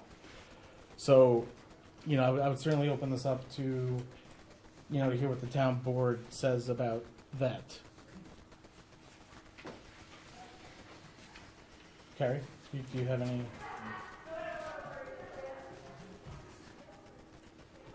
Tim? Okay. All right, so then I'm going to read the resolution. The resolution to apply for funding under Restore New York Communities Initiative Municipal Grant Program. Whereas the town of Cornwall is eligible for grant funding under the Restore New York Communities Initiative Municipal Grant Program. And whereas the town board held a public hearing on January 17th, 2023, at which it considered proposals that qualify for funding under the program to be included in an application that will be submitted to Empire State Development, ESDC, particularly the proposal of 2 girls and 1 boy holding LLC to renovate and make alterations and additions to certain real property located at 317 Main Street, Cornwall, New York, to transform the currently vacant structure on the property from a former automobile sales and service station to a boutique hotel with off-street parking facilities located on adjoining property at 325 Main Street, Cornwall, New York. And whereas the proposed project is consistent with the town's comprehensive plan and zoning code, and whereas the proposed project will facilitate effective and efficient use of existing and future public resources so as to promote both economic development and preservation of community resources in the town of Cornwall. Whereas the proposed project will develop and enhance infrastructure such as municipal parking and other facilities in a manner that will attract, create, and sustain employment opportunities in the town of Cornwall. And whereas the proposed financing for the proposed project is appropriate, now therefore it hereby resolved as follows. That 1, the town board will sponsor an application for Restore New York for the proposal of 2 girls and 1 boys holding LLC to renovate and make alterations and additions to certain real property located at 317 Main Street, Cornwall, New York, to transform the currently vacant structure on the property from a former automobile sales and service station to a boutique hotel with off-street parking facilities located on adjoining property at 325 Main Street, Cornwall, New York. 2, that the town supervisor is hereby authorized to sign applications for grant funding under Restore New York Communities Initiative Municipal Grant Program for the said project. And 3, that if the grant is awarded and accepted, the town board will administer the grant in accordance with all applicable rules and regulations established by Empire State Development Corporation. Can I get a motion to approve? So moved. Second. Scott? I'm going to vote yes, but I publicly want to say, I'd like to see a lot more in terms of the process, the organizations, so we have a better understanding of the project. I definitely want the communication with the fire companies because that's a public safety issue that I can't ignore. And 3, please, try to give us information like in a more timely manner, because I found it a little frustrating myself. I'm playing catch up on some of these things, and I just think if this is gonna be a big investment in the community, I want it to work, and I want it to be the right thing for our community, so I will vote yes. Mr. McGinnis? Yes. Mr. McCarty? Yes, and I just want to state that I concur with Councilwoman Scott with that statement also. I totally concur with that, but it's a yes for me. Ms. Michael Rossi? Yes. Mr. Wojciechowski? Yes. Okay, so next up, we have the holiday lighting contest. I mean, obviously, it's almost a month after Christmas, but we did, I took a look at what the board members picked in terms of their winners, and it looks like for the business, well, that was pretty easy, because there was only one. So it is gonna be Madison Avenue children's clothing for the business winner. 19 Knollcrest, and then 1246 Route 94. So it's kind of a mixture of, So all over the community. Yeah. It's nice. yeah. Good choices. So we will, tomorrow I'll have Denise reach out to the winners for the gift certificates to the local You restaurants. need money for that? Yeah, we can talk offline. Okay, Yeah. okay. Um, And use taxpayer money. Oh, of course not. So, next up, we have this new OC Tourism Grant Program that just got announced last week. OC Tourism is going to allow municipalities to apply for grants up to $4,999 that will be available to municipalities to promote events that will bring in visitors and tourists into the community. So I have the application. It's pretty easy. It's a 2-pager. You fill it out and you hit submit. So right now I've got the Economic Development Advisory Committee looking at this. I think Main Street Committee should look at this too, and they can. So for instance, like an event Like that a would, kiosk or something? well, no, it's for an event. So Oh, an it would event. be promotional. So it would be like, let's say we've got the fall okay. festival. Okay. Um, Okay. we would do this, and then the town would spend up to that amount of money on banners, advertising, social media ads, etc. Maybe it's not the fall festival. Maybe it's another Okay. event that we choose to do. But this is new now this year. Okay. So, there's no rush on it. So we'll look to do this maybe later in the spring. Next up, we have the Association of Towns annual meeting, training, and per diem. So I just want to get. We'll take a voice vote on this. If I can get a motion to approve the town reimbursing town board members and staff for attending the annual Association of Towns meeting on February 19th to the 22nd. It'll include cost of attending the event. There's also a $50 a day per diem for food that the town offers as well. Yeah, and if board members could, let me know who's attending so we can complete the. Right, do you know approximately how many people? I mean, I know, Yeah, I mean, we can all go. I mean, we just have to just travel and. get the information to Okay. Denise, and then we'll. And then we're having other staff, is that, Oh, I thought it was I misunderstood you. So, in some cases, there may be other Okay. department staff that want to go, or folks from other committees that have, because there's different training opportunities. So maybe we would reimburse them for paying, for the conference fees or something. But, we'll get a list together and we'll, circulate that. So certainly, if you're interested in going, let Denise and I know, Okay. and we'll get the list together. And so if I could get a motion to approve. So moved. Ms. Scott? Yes. Mr. McGinnis? Yes. Mr. McCarty? Yes. Ms. Michael Rossi? Yes. Mr. Wojciechowski? Yes. Next up, I have a resolution for Munistat Advisor Services. They're our municipal bond advisors. Whereas Munistat Municipal Financial Advisory Service has provided the town with an agreement for the 2023 fiscal year between the town and Munistat for professional services in regard to municipal finance and municipal government related matters. Whereas the town is prepared to accept the attached proposal from Munistat, now therefore be resolved as follows. That the town board hereby agrees to enter into said agreement with Munistat, a copy of which is annexed here too, and that the town board hereby authorizes the supervisor to execute any and all documents necessary to effectuate the terms. Can I get a motion to approve? So moved.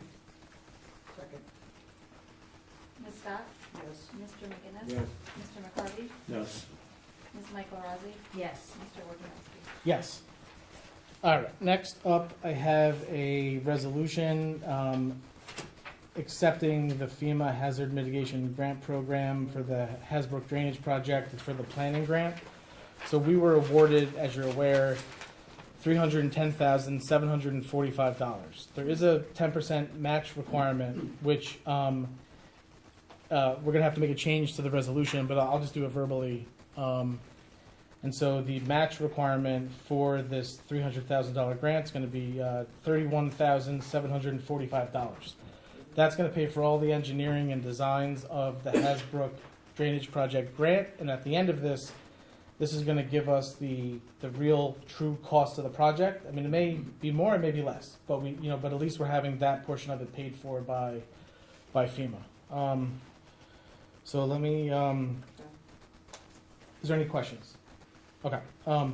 Whereas the town of Cornwall is entertaining an infrastructure improvement project known as the Hasbrook Drainage Project, and whereas Hasbrook Area Drainage Project is eligible for a hazard mitigation grant from the Federal Emergency Management Agency, FEMA, and whereas the New York State Division of Homeland Security and Emergency Services has notified the town that in order to receive a hazard mitigation grant for the Hasbrook Area Drainage Project, FEMA requires that the town commit to meet the matching fund requirement to pay for the project work. And whereas the local matching fund requirement for the Hasbrook Drainage Project is $31,745. Oh, sorry. Yeah. Yeah. And whereas the town has funds available to meet the local matching fund requirement for the Hasbrook Area Drainage Project through ARPA funds, now therefore be resolved as follows. That the town board hereby commits to meet the matching fund requirement for the Hasbrook Drainage Project through a hazard mitigation program in the amount of $31,000. This is the match. This is the match. Oh, okay. Yeah, this is the match. Yeah, that was an additional zero was added to the drafting of it happens.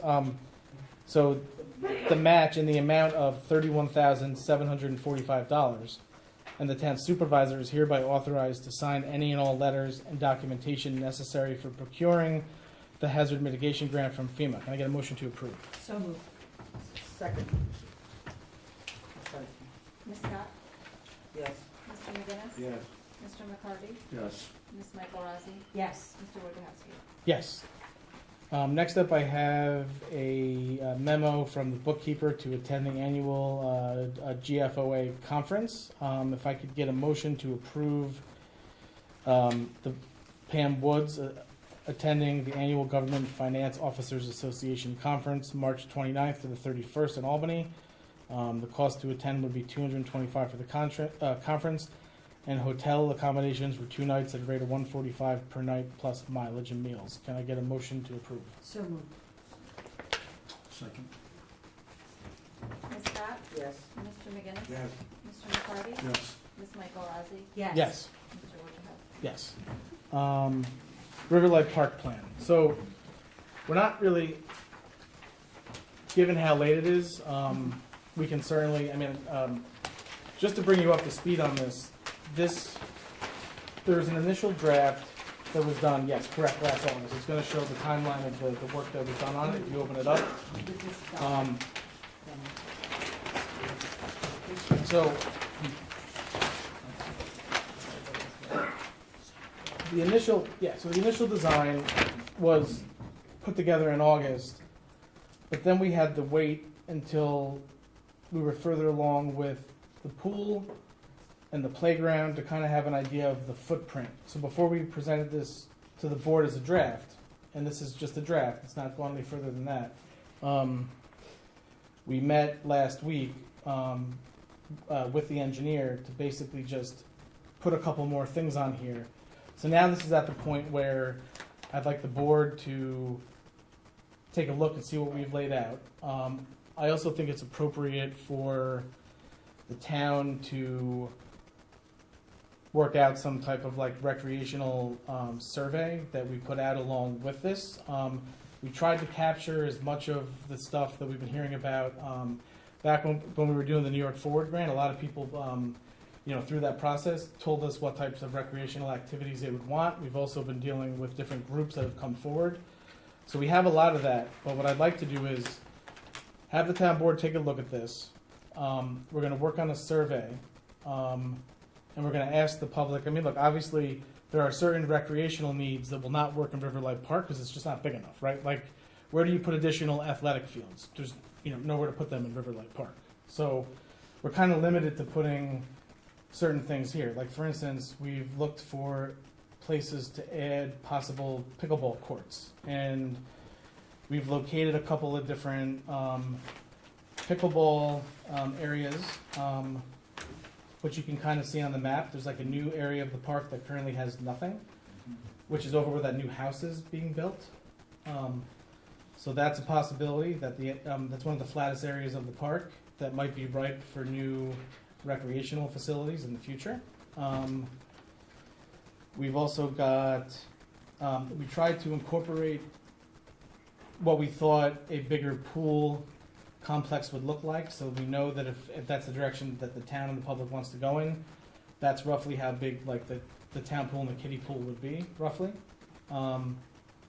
And then we also considered additional parking that we would need, some other projects on here. But I think this is just a start. You can kind of see where we laid stuff out. We also put in the EV charging stations as well on here. We have a possibility of doing anywhere from 2 to 4 EV charging stations, but we thought we should lay those out as well. I don't know, is there a topo on here too? No, maybe not, okay. So, but I would ask that just take a look at this, and we'll put this on for a full work session, to go over, and we'll also get a survey developed with the board's input. But I wanted to get this out there because I think it's important that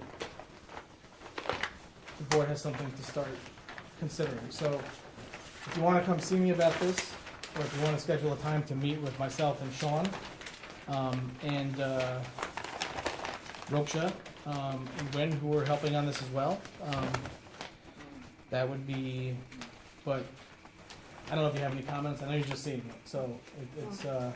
The only thing I do want to say is that I'm glad to finally see a plan. I know it's been spoken about. The EV charging stations, if you recall, the proposal and where the electrician had put it is actually over in the other corner. But I'll talk to you about it because of the digging and the box. There was a lot of planning that went into that. So I know this is a draft, but we really do need to sit down and maybe communicate what all the parts are. The other thing, I agree that there are some things that we could actually do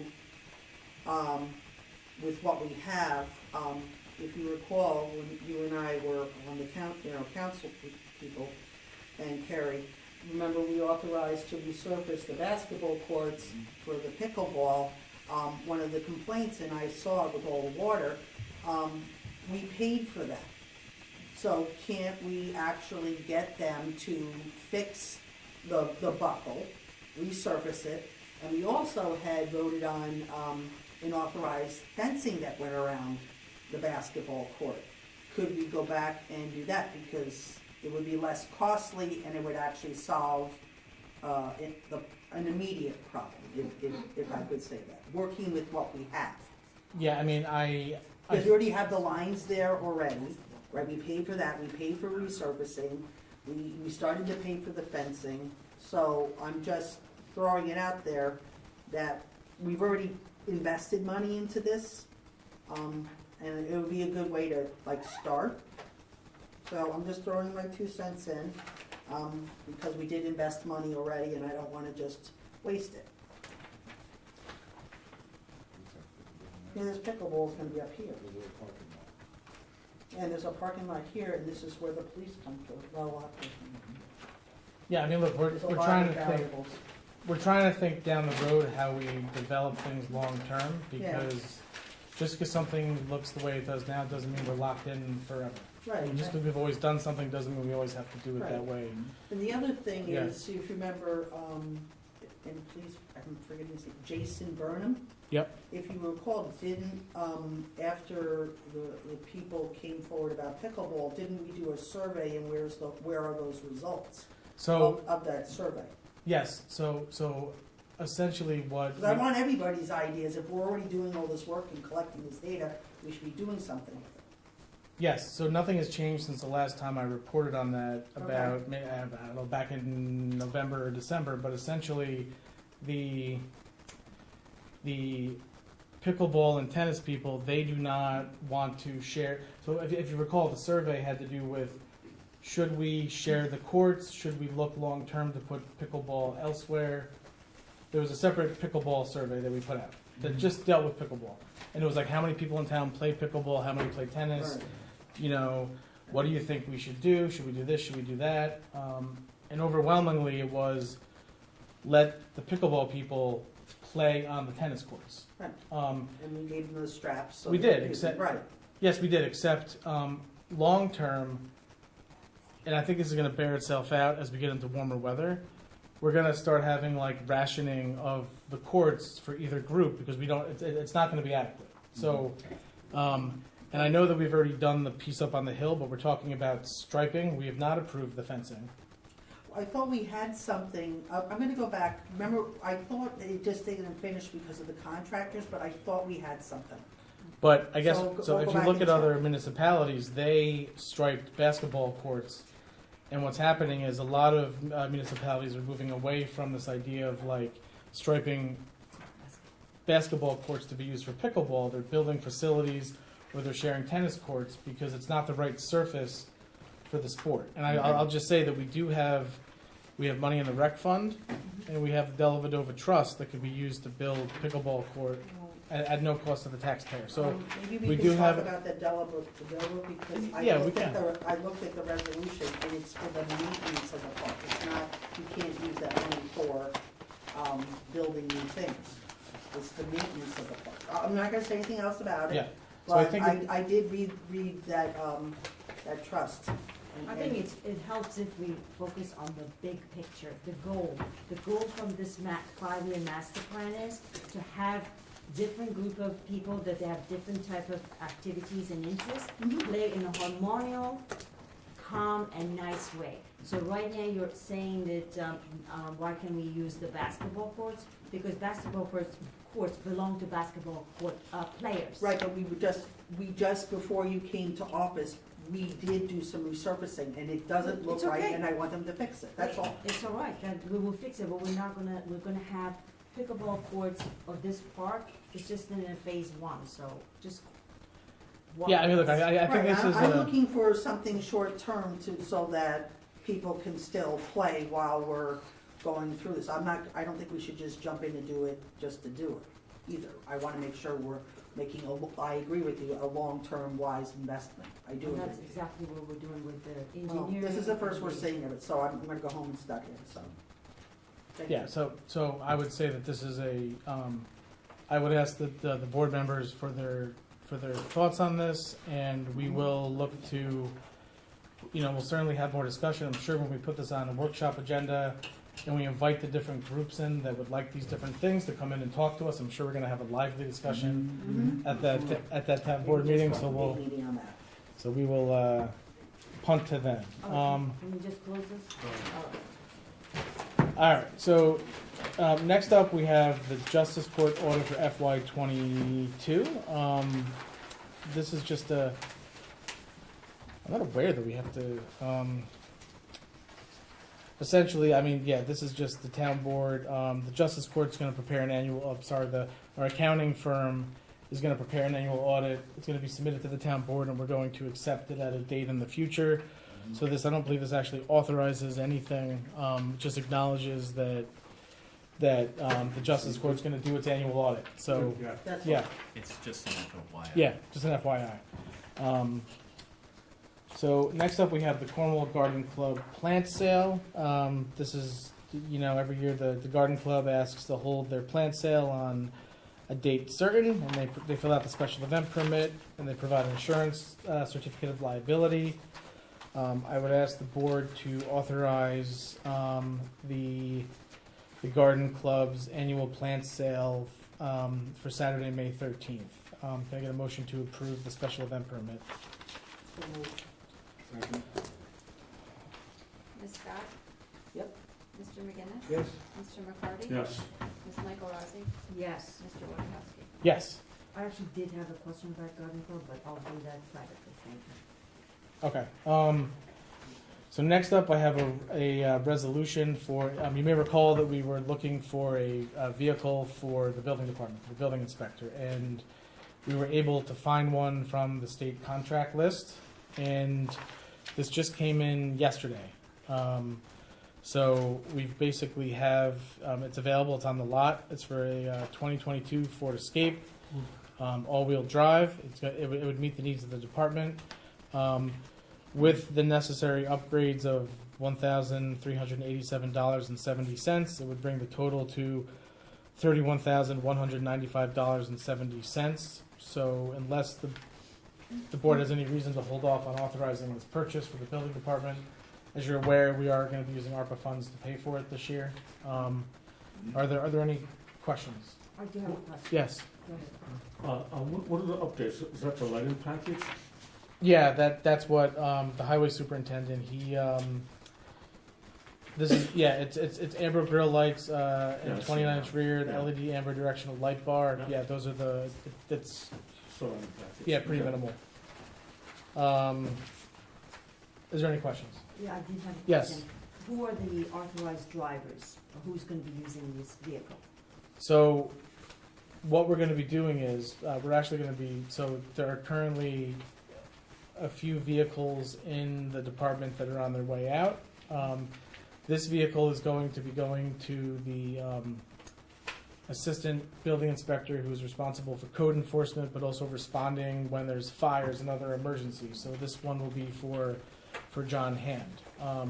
The other cars in the department, when we switch over a car for the new police chief, that car will come down to the building department and can be used for the other members of the department. But we needed to meet the needs of the code enforcement officer and the one that's going to be responding on nights and weekends.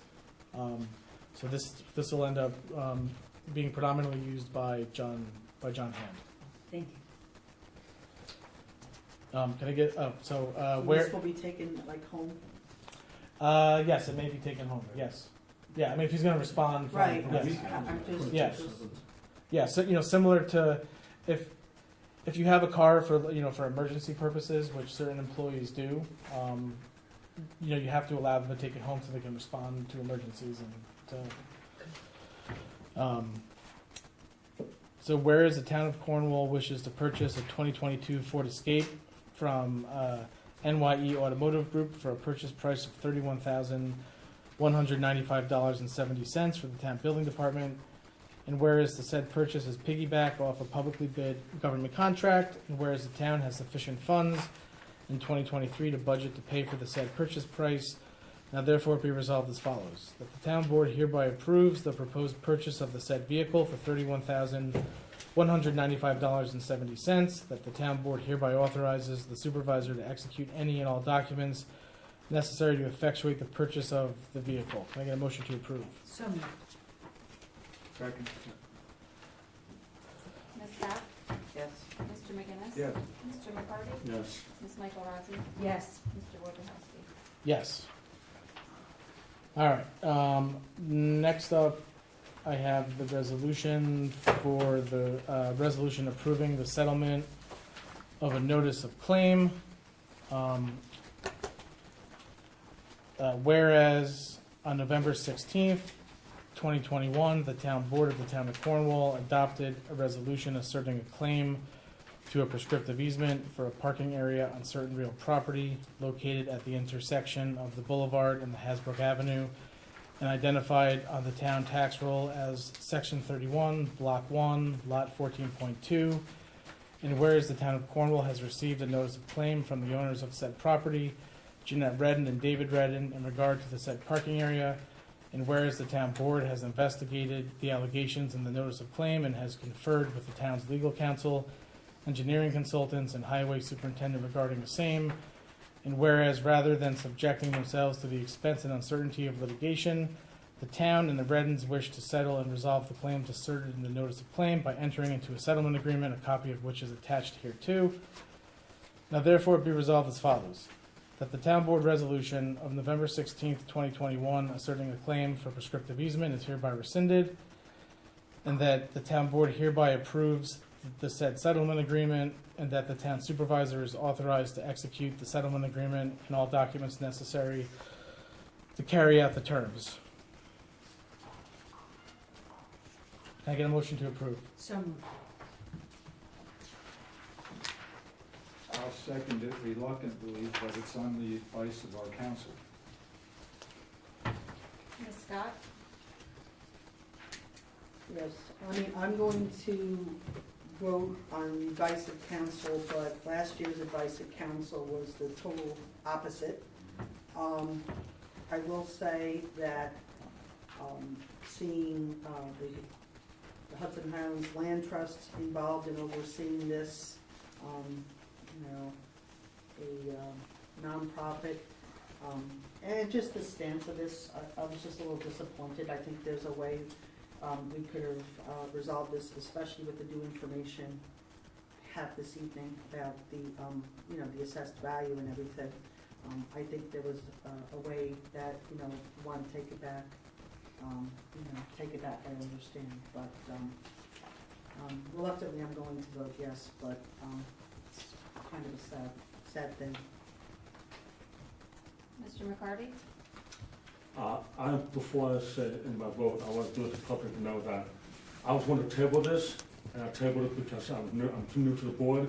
After a month of a lot, and I'm telling you, a lot of research on my part with council and with other board members and the public and stuff, I have come to the conclusion that on my behalf, it's going to benefit the town of Cornwall taxpayers to reluctantly say yes, to resolve this issue and move forward. Not happy about it, but. No. Ms. Michael Rossi? I also just would like to add that this was a problem that was created in the previous administration, and I'm very glad that with the new administration, we're getting this really done and over with. This Yes. was on advice of our attorney, so it was counsel. Mr. Wojciechowski? So, just before I vote on this, I just want to say, so look, obviously, I voted no on this last November. I felt as though we did not give the Reddens a chance to explain the situation, nor did we, probably a proper course of action would have been to have offered them compensation for the property instead of, violating their due process and essentially taking the property through trespass over the years. Council felt that this had much less than a 50% chance of success in court, and because of the type of case it would end up in federal court where you have $500 an hour legal fees. So in order to avoid the expense to the taxpayer, could have gone into the six figures. I think this is the right course of action. I'm also, I'm kind of disappointed that, the way that we're looking at this is that certain residents in the town don't have private property rights and due process, and that because they may have money, that we should take away their constitutional rights to due process. I think that's really sends a bad message to other people in town that would come here and invest money, because what if the town turns around and takes their property without due process? So for me, this is broader than the savings of the town. It's about the image of the town, and we don't violate private property rights in the town of Cornwall because we don't like a particular group or you have money or whatever. So that's my additional stance on this, but I'm voting yes on this.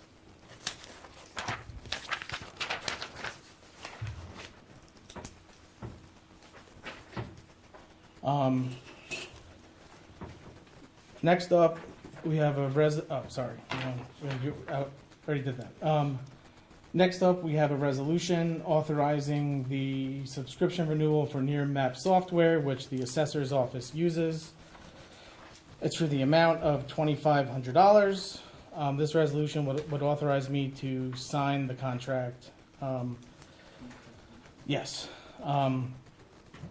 Whereas Near Map US Inc. has provided the town with a subscription renewal agreement for aerial imagery and location data and associated products and services, and whereas the town is prepared to accept the attached renewal proposal from Near Map, now therefore be resolved as follows: that the town board hereby agrees to enter into the said renewal agreement with Near Map, a copy of which is annexed here too, and that the town board hereby authorizes the supervisor to execute any and all documents necessary to effectuate the terms therein. Can I get a motion to approve? Second. Ms. Scott? Yes. Mr. McGinnis? Yes. Mr. McCarty? Yes. Ms. Michaelozzi? Yes. Mr. Wojciechowski? Yes. Next up, I know that this is, so we don't necessarily have to act on this tonight, but there is a change order for the Continental Road culvert from Argenio Brothers. So I'm just going to explain it. We have the ability to act on it later in this week on Thursday, or next week at another special meeting we'll be holding to appoint a police chief, hopefully. But basically, yes, if you go to page, I guess it's the first page, and it's going to show some of these change orders on this. So, yes, but let me just explain this. So keep in mind that FEMA is reimbursing us for all of this. Okay. So they have already approved these changes. Okay. So basically what happened is, in order to put the culvert into place, we had to move a water main. And Argenio Brothers did that work. They cut and capped it. We didn't use the contingency that was built into that contract, so that gets subtracted from the total. So, FEMA's gonna save $18,000 on this. But then we had some additional grouting, cement, that had to be poured when they were piecing together the box culvert pieces. So there was additional cement that had to be used. So that was budgeted, or, so that's being added. But again, FEMA's picking up this tab for this. And then in order to get the crane in there, the biggest boom crane that's in Orange County, they had to actually bring in a outside tree company to take down an additional bunch of trees to get it in there.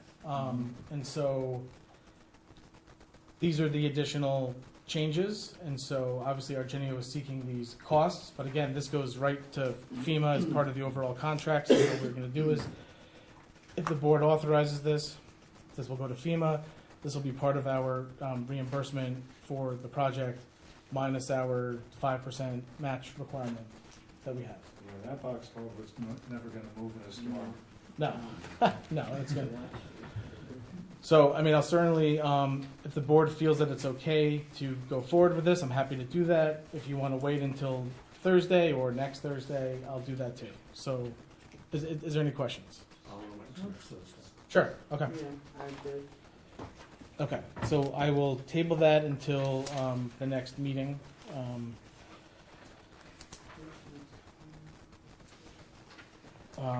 Okay, so next up, we have a resolution accepting the easement for 130 Continental Road culvert. So this is the one where we're dealing with the estate on the issue, because we have is now deceased, so now the estate's handling it. So this is a different situation than the other one, which is a different matter as far as that easement is concerned. But this one, council has said that we can move forward on accepting this easement. So this is for 130 Continental Road. Whereas the town board of the town of Cornwall has undertaken a project to repair the Continental Road culvert, and whereas the town requires an easement for construction of the wing walls of the culvert and related improvements at 130 Continental Road, and whereas the owners of 130 Continental Road are willing to provide the town with the said culvert easement, a copy of which is attached here too, now therefore be resolved as follows. The The town board hereby accepts the said easement, that the town supervisor is authorized to execute the easement and all documents necessary to enter into and record the said easement. Can I get a motion to approve? Ms. Scott? Yes. Mr. McGinnis? Yes. Mr. McCarty? Yes. Ms. Michael Rotzi? Yes. Mr. Wojciechowski? Yes. Okay, so next up, I have a good change order for a project. This is for the sidewalk project that we were doing earlier this year over in the, Bridge Street, Broadway, Elm, Walnut, whatever, etc. So there's actually a change order that's decreasing the amount by $3,863.90. So this, I literally just got this today, so I will put this off until, the next meeting when we're considering the other culvert change order. But just bringing this to your attention tonight. Okay, so next up, and I will be brief with this, just going to give a little bit of an update on the Idlewild Creek parking situation because people keep asking about it. So I'm just going to go through this as quickly as I can. So, look, as you're aware, there's been a shortage of parking at Idlewild for a long time now, really since, the project was approved with a large variance. But it didn't really become a problem until the population that was living there became more of like a healthy living community and not really the way it was, originally approved back in '96. So, we've been working to, address the shortage. Last year Idlewild agreed to require that all residents with a garage use the garage for parking rather than storage. Because for a while they were just not using their garage and taking up, one of the only 170 spots for 215 units that were available. Before that, residents with garages would park in the general parking area, taking up spots that were intended for the folks that did not have garages. If we look at a history of safety issues, in April of 2022, the building inspector received complaints that the parking area had deteriorated to a point that it was unsafe for residents and visitors. Large holes were impassable by residents with limited mobility, could easily damage cars, and led to serious falls and injuries. During an inspection by the building inspector of the complaints about holes in the parking area and walkways, he discovered that cars were parked in the roads that fire trucks used to access buildings around the complex. If there was a fire, the cars could block the fire department from reaching residents on the upper levels of the main building. The building inspector ordered Idlewild to remedy the safety issues. Idlewild did not remedy the safety issues. So after roughly 2 months of warnings, in June 2022, the town filed an enforcement action in justice court to ensure safe parking and reduce fire risks.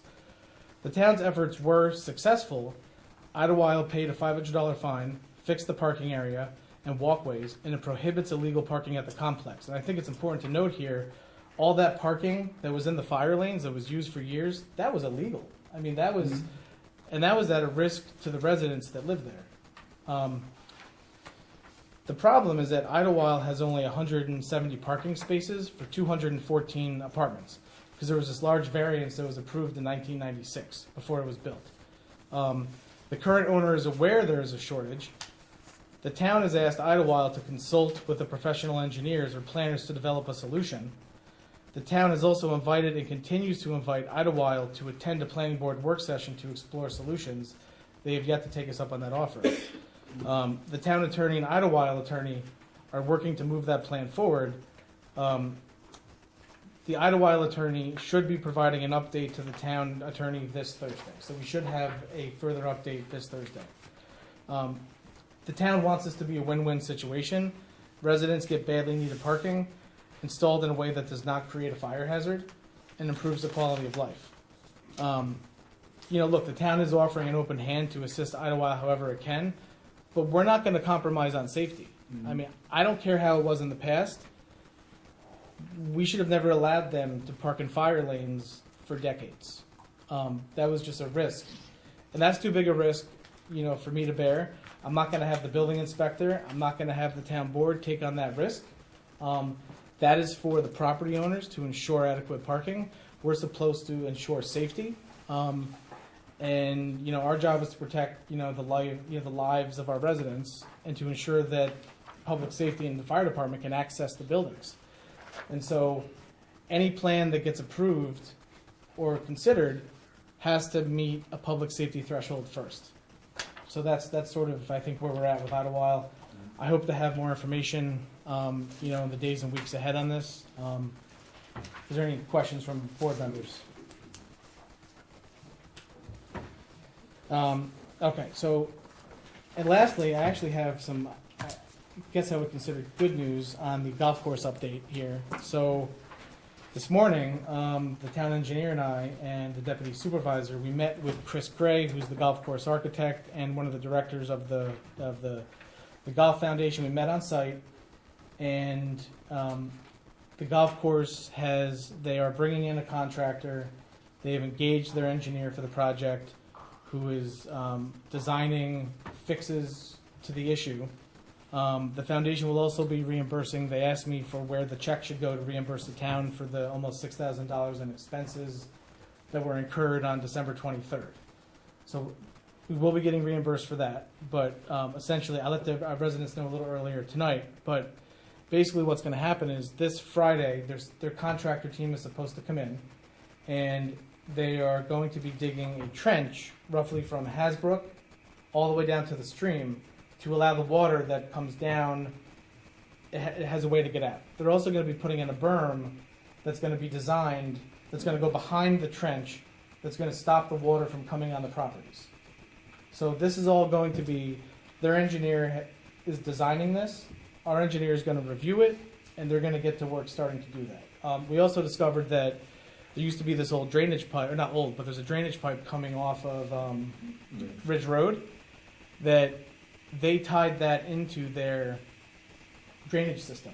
So all that water that came off Ridge Road, instead of draining into the stream or going elsewhere, ended up into the site that contributed to the flooding. So they're going to separate that out and have the water go back, to where it was going in the past. But obviously, our engineer is going to be, we're making progress. They have to have a lot of this done by January 25th, because that's the date when the violation has to be cured by. So we're certainly going to see where they're at. The team is going to be on site on the 25th, and they're going to really have to get this done in order for us not to, proceed with enforcement. So we'll be, I'll be keeping you posted. I'm sure you guys are going to drive by. The whole town's watching this, so.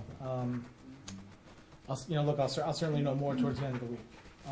But I think that's good that they're at least responding, and they're going to fix this, and they're going to reimburse the town. So that's the golf course. Let me see, committee reports. Tim. Actually, basically,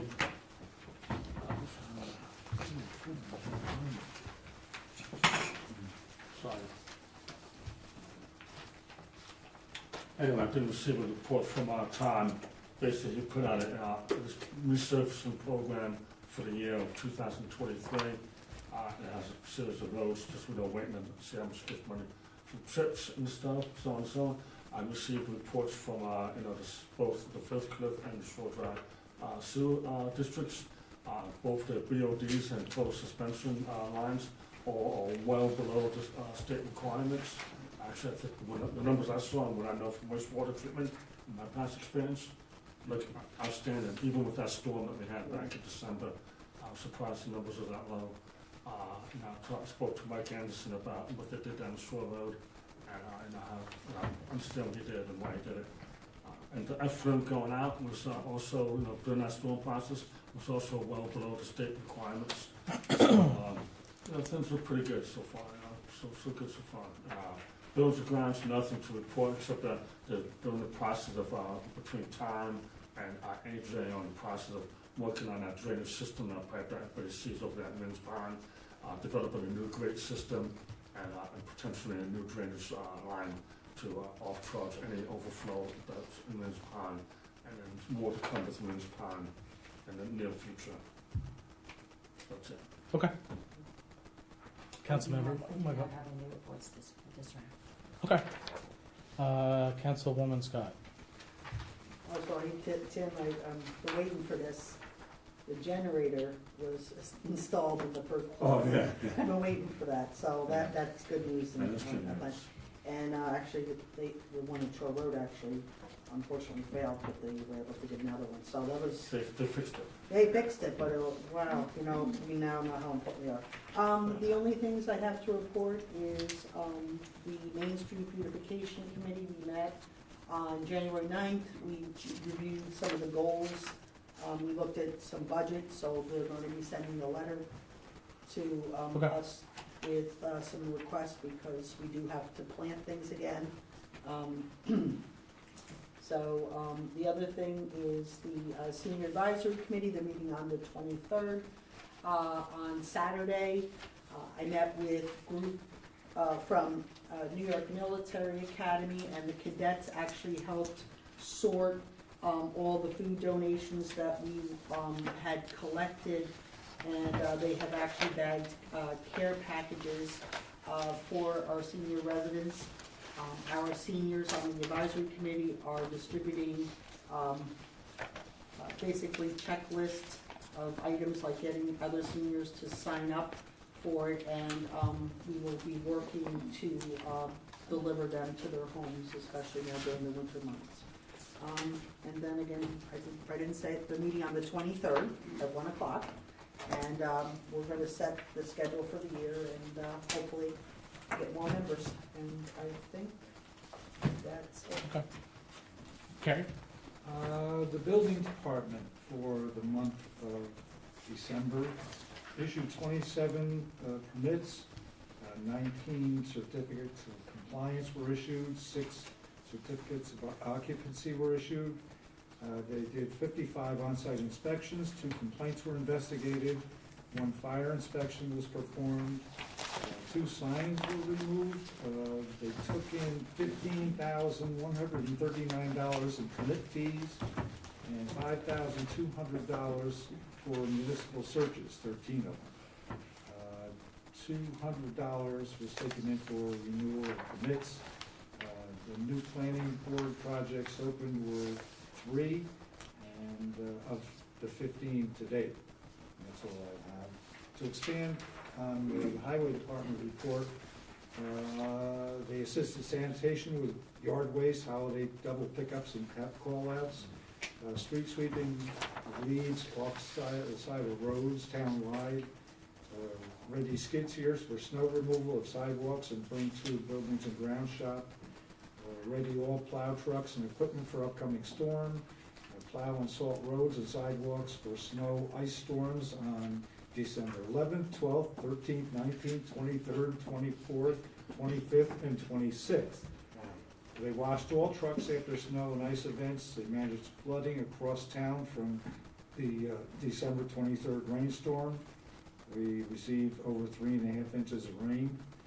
Repaired catch basins on Robert Road that was damaged from the flooding event. Raised catch basins on Mailer Avenue after blacktopping. Placed blacktop berm on upper portion of Mailer for water runoff.